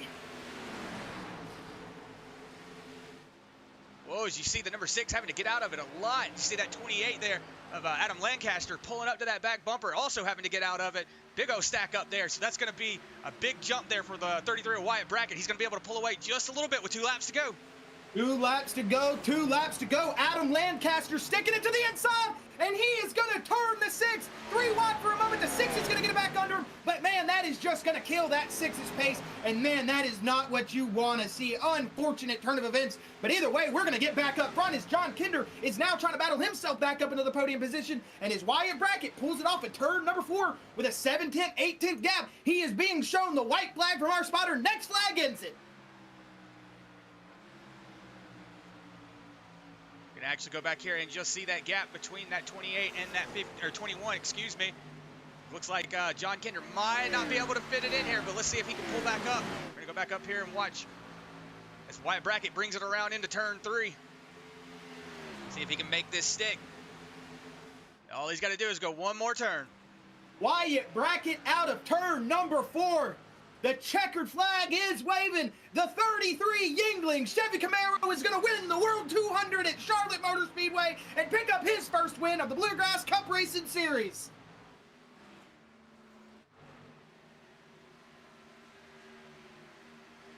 Man, I'm clapping right now. That was a race right there. As you see the rest of your drivers bringing it to the finish. Sorry if I got a little bit loud for some of you folks at home, but man, I was just dog-darn excited, whatever the word is. I can't even say it. God darn, man. Oh, man, I'm all over the place. Woo! That was a good race, man. If you're a Wyatt Brackett fan, you definitely got to pop one of those Yinglings out right now. You know Wyatt Brackett's going to be doing that same thing. Great race. Yeah, I might have to go grab one. I do have a case of Yingling sitting in my floor, so I might have to go throw a couple in the. I might have to go throw a couple in the refrigerator and celebrate with him. Yeah, Wyatt Brackett, man. Awesome job. He ain't even going to make it back to the front stretch to do his burnout. He's just going to whip it around and say, oh, we're going backwards, man. Wyatt Brackett, that is going to be an awesome burnout from this driver. That is something we did not expect tonight. That 33 machine came from 23rd position on the grid to grab this checkered flag tonight. And Chris, just like we said before they went back green on that last run, anybody can win it. Anybody can get this dub, and you saw it right here. Wyatt Brackett going to pick up his first win of the season, and probably what has been one of my favorite races so far. This was an awesome, awesome showing at Charlotte from all of our drivers. Good hands-on awareness, good saves, great talent, good runs, big runs, good blocks, man. It had it all tonight. Wyatt Brackett, he is going to pick up the checkered flag at the Charlotte World 200, and man, woo, I'm excited. As you see here, Wyatt Brackett got those teeth on that helmet. He definitely had to take a bite out of the competition, but you see him finish it out, pulling it out, doing that burnout. Good win there, Wyatt. Indeed, indeed. Gonna go ahead and run through your unofficial results as he's taking that Alan Kowicki made famous Polish victory lap around the racetrack, as it's gonna be Wyatt Brackett from that 23rd position picking up the win in that 33 Yingling machine. Great run from Wyatt Brackett. It is going to be Alex Huffman finishing second place, up from his original qualifying spot of 7th, with Adam Lancaster, who qualified 13th, finishing in that 3rd spot. John Kinder, your dominant car for what seemed like almost all race, he is going to finish in that 4th spot, with Tyler Johnson finishing in 5th. Matt Grenier, Scott Fritz, they are going to be in that 6th and 7th position, with Justin Winters in 8th. Brandon Robertson is going to be in 9th, with Casey Barlow in 10th. Christopher Blanchard is going to be in P11 with Frankie Barroso in P12. Nicholas Noggle is going to pick up that 13th spot with CJ Mason behind him in 14th. Kel Clifton, Tyler Reed, they are going to be in 15th and 16th, with Jonathan Swartz, Darius Boyd in that 17th and 18th spot. Mo Abbott, David Brackett going to finish in 19th and 20th, with John Pill 21st. Dylan Butler is going to be in 22nd with Jimmy Allen 23rd. Brian Terry 24th, Jeremiah Hobbs 25th. Jimmy Johnson 26th with Bryce Hunter 27th. And that is going to round out your field for tonight. And I just heard it from Jason Collins. He said probably the most exciting race I have watched all year. Jason, I'm right there with you, buddy. That was an awesome race, and I hope the fans at home enjoyed that. And hopefully you didn't get annoyed with a little bit of my screaming, because I do get sometimes excited. But whew, that was an awesome race. But all right, Chris, it looks like we have Adam Lancaster ready. You want to go ahead and bring in our 3rd place finisher? Adam Lancaster, this is Chris and Josh in the Sim Racing Media booth. You got a copy, buddy? Yes, sir. Man, oh man. Heated battle right there at the end. You got a little bit of contact with Tyler. We'll get on that in a second, but either way, man, you just brought that car all the way from the back of the field after early damage, picking up that stage 1 victory. Brought it back up into that podium position. You were saying you didn't know if you were going to be able to get it done, but you just pulled off a really, really good run back up to the front. And I got to hear what you have to say about everything that just happened out there, because that was a great run from you. Yeah, I just, I keep kicking myself for that damage when I got in the wall there, leading the race, coming to the stage break. That was really what made the difference. To be honest with you, from last night to tonight, the stage, I didn't really have a whole lot of confidence that I could win the race. I felt good about my speed to be up front, but right there at the end in the closing laps there, I was like, man, if I hadn't had that damage, I didn't have quite enough straightaway speed, and the car wouldn't pull up out of the hole, off the corner to do what I needed to do to get around those guys. But thanks to Alex Huffman and John Kinder, both made it easier on me to try to get around them and get up there and get after it. Indeed, man, you got up there and got after it. That was an awesome, awesome showing from everybody out in the field, man. The top 10 is all lit up green from positions just going all over the place. After that restart, we were saying anybody could have gotten up there and won it. And for a second, it was looking like you had that speed to get back up there and run. Maybe if we had 10 more laps, we could be talking to you in victory lane. But either way, man, awesome run from you tonight, Adam. And hey, man, you got any final words, any final thoughts before we let you go tonight? Yeah, just you always be a student of the sport there, and there's some things I wish I could go back and do differently. I had a couple opportunities I felt like to get by Wyatt when he was running 3rd, and the way things played out in front of him, who knows? But either way, still a great night and a good run, not just for myself but for the whole Elite Motorsports team. I think all of our guys were in the top 10, so. So good run. I hate things came to contact with the 6 there, but it'd been a rough night between us, and So we'll leave it at that. But again, John Kender, Alex Huffman, Justin Winters, all the guys with Elite Motorsports, we all work really well together and help each other out. So I couldn't be prouder of our group, and I believe that may leap us into the points lead for the team points. At least I hope so. But big thanks to Lancaster Transmissions, Rims One, Ghostface Brewing, Alex Huffman Designs, and again the Bluegrass Sire Racing Series, Jason Collins for putting this deal on, and it's a lot of fun. The vast majority of the guys are blast to race with, and we have a ton of respect for each other. And then last but not least, SRM, everything you guys do, you put on a great broadcast. They're exciting to watch, and I enjoy going back and watching them once the race is over. Hey, well, I'm just going to let you know, might need to turn the volume down towards the end just a little bit. I was screaming right there, so if you do go back and watch it, don't have that volume up too much. I was getting excited. But either way, man, Adam, thank you for the kind words, and hey, we hope to see you out here next week dominating again, man, and congratulations on that podium finish. All right, thanks, guys. Have a good night. Thank you, buddy. You too. All right, and that was Adam Lancaster, your third place finisher. Going to go ahead and bring up Alex Huffman. Have a word with your second place finisher. Alex Huffman, this is Chris and Josh in the Sim Racing Media booth. You got a copy, buddy? Yeah, I got you. Man, that was a good little run there to the finish between all the top five right there. It seemed like you and that 33 of Wyatt Brackett working together when Tyler Johnson got out in front, and y'all were just really pulling yourselves back up there. And you gave yourself the best shot at the win, and you still came home in second. Either way, nothing to hang your head at. How do you feel after that race? Because that was just some pure talent out there from all you guys. Y'all were really showing y'all's abilities. I wish I just didn't overshoot turn 3 that one little bit of time there that let Wyatt get to my inside, because that really ruined my momentum, and I wish my daggum VR did not lock up coming out of 4 when I was leading, because that gave me about 30 seconds of damage, and I could feel it down the straightaway big time. I managed to hold off Tyler before it stopped, but after that I got a terrible pit stop, slow in, Tyler caught up, got ahead, and then exiting pits, me and Wyatt were nose to tail, and I was like, well, I hope he kind of stays in line and we could just push our way up to Tyler. And we had to fight through some lap traffic that was getting in our way and running right where we needed to run to catch him. So he got about 2 seconds on us, and then Wyatt just stayed right behind me, and we moved to the front. And I mean, I was running hard. I wasn't trying to wreck the 6. I got to his inside a couple times and checked up hard because I didn't want to wreck him, because I felt like we was putting on pretty fun show. But that was fun with Tyler and Wyatt and Adam there, and even John coming back after having some issues. I mean, we got three of the elite motorsports guys in the top 5. I'll take it. Heck yeah, that's exactly what Adam was saying, man. He was saying it's going to be a good points day for y'all, and hey, that's an awesome points day for y'all, all in the top 5, or a couple of y'all in the top 5. Just a great run towards the end there. Like you said, you guys got in line, worked together. That's always awesome to see. 2 drivers from 2 different, sides of the playing field working together, working their way back up there. But hey, either way, good run from you, Alex. And hey, you got any final words, any final thoughts before we let you go tonight? First, I'll say thanks to you guys at Sim Racing Media, Josh, Chris, for broadcasting this for us, Jason for putting on the league, Rims One, of course, being a hard charger award.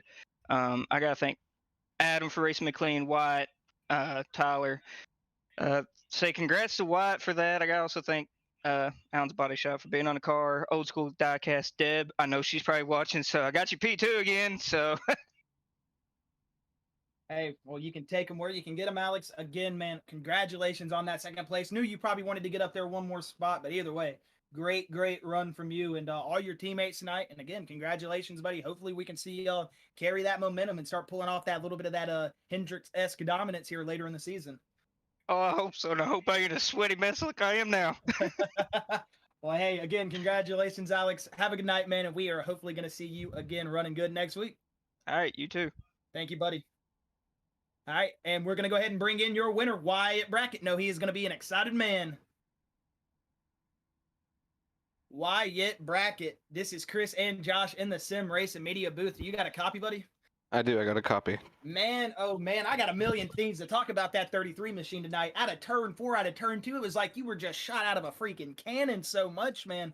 There at the end of the run, you were just picking them off left and right. That car was on rails tonight, and you had that hot rod tuned up. You did haul the mail. You were the biggest mover of the night, up 22 positions. You got yourself up into that first place. You got a win for the first time this season tonight. How are you feeling, man? Because you looked like a whole different driver out there tonight. I feels great to finally pull off a win. I'm on a 5-week wrecking streak right now, so it's about time that that bad luck has gone away and I could pull off a win for Team New England. Heck yeah, man! You looked great out there. The team, you got your first win of the season for them. And hey, like you said, you had that car tuned up. You were hauling the mail. That was just an awesome showing from you, Wyatt. Towards the end there, it was looking like you weren't going to be able to get past Tyler, but a little bit of contact in turn 3 as he was throwing those blocks. It just opened the door for you. You got that first win of the season. But yeah, man, it's congratulations. I was standing up. I was screaming. I was way too excited to see you get out there, pick up that first win. And just an awesome job from you tonight, Wyatt. You got any thoughts, any words before we let you go? Yeah, I just want to say great race to everybody, man. That was a fun race. I'm sweating buckets over here.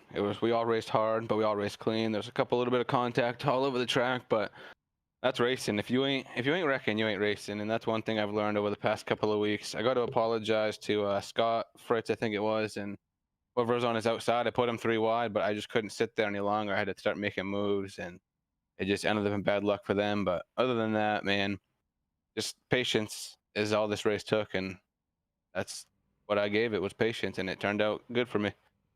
Indeed, it did turn out good for you, man. Up 23 spots. Well, again, congratulations, bud. You picked up the win at the Bluegrass World 200 tonight. You got your first win on the season, and hey, it's always good to come off that 5 crash streak. I know what it's like to get out there and start crashing. I know that took that big weight off your shoulders. Well, Wyatt, again, congratulations, man. And if you don't got anything else for you, we can go ahead and let you go tonight. You guys have a wonderful night. Thank you guys again for putting on a great broadcast. Thank you, Wyatt, and we appreciate it, man. Go get those Yinglings. Celebrate, buddy. You deserve it. And again, congratulations. Thanks, buddy. All right, and a man of little words, but a man of awesome driving. Wyatt Brackett showed you how to get it done here tonight at Charlotte.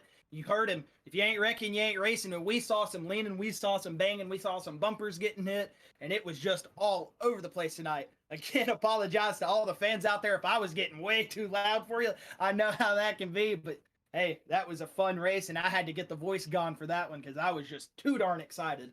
Either way, Chris, do you have any final words before we let these folks go tonight? Just as per usual, it's always a good race from these Bluegrass guys. It's always a privilege to come out here, sit down on Wednesday night, Tuesday night, and call this league.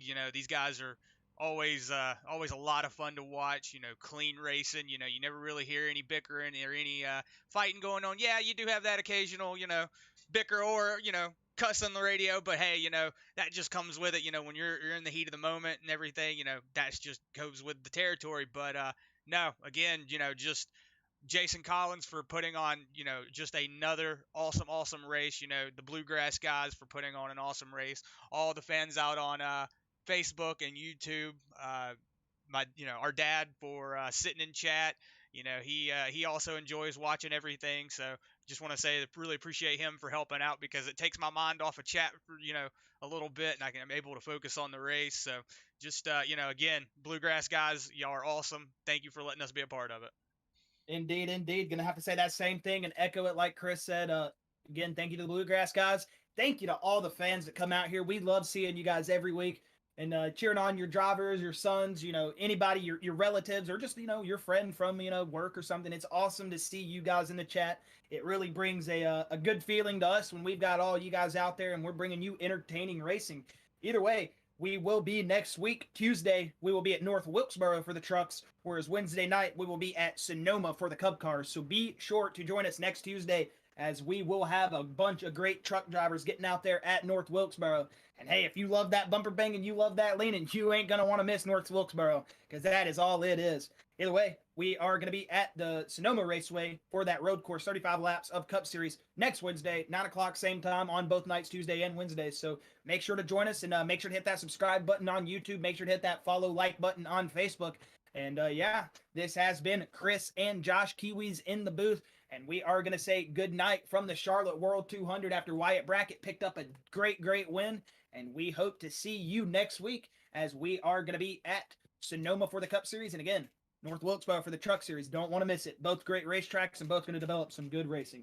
Either way, we hope you have a great night. Be safe in the rest of your week. And yeah, hopefully everybody has a good rest of their week. And we will see you next week, same time. So good night, folks, and yeah, have a great week again.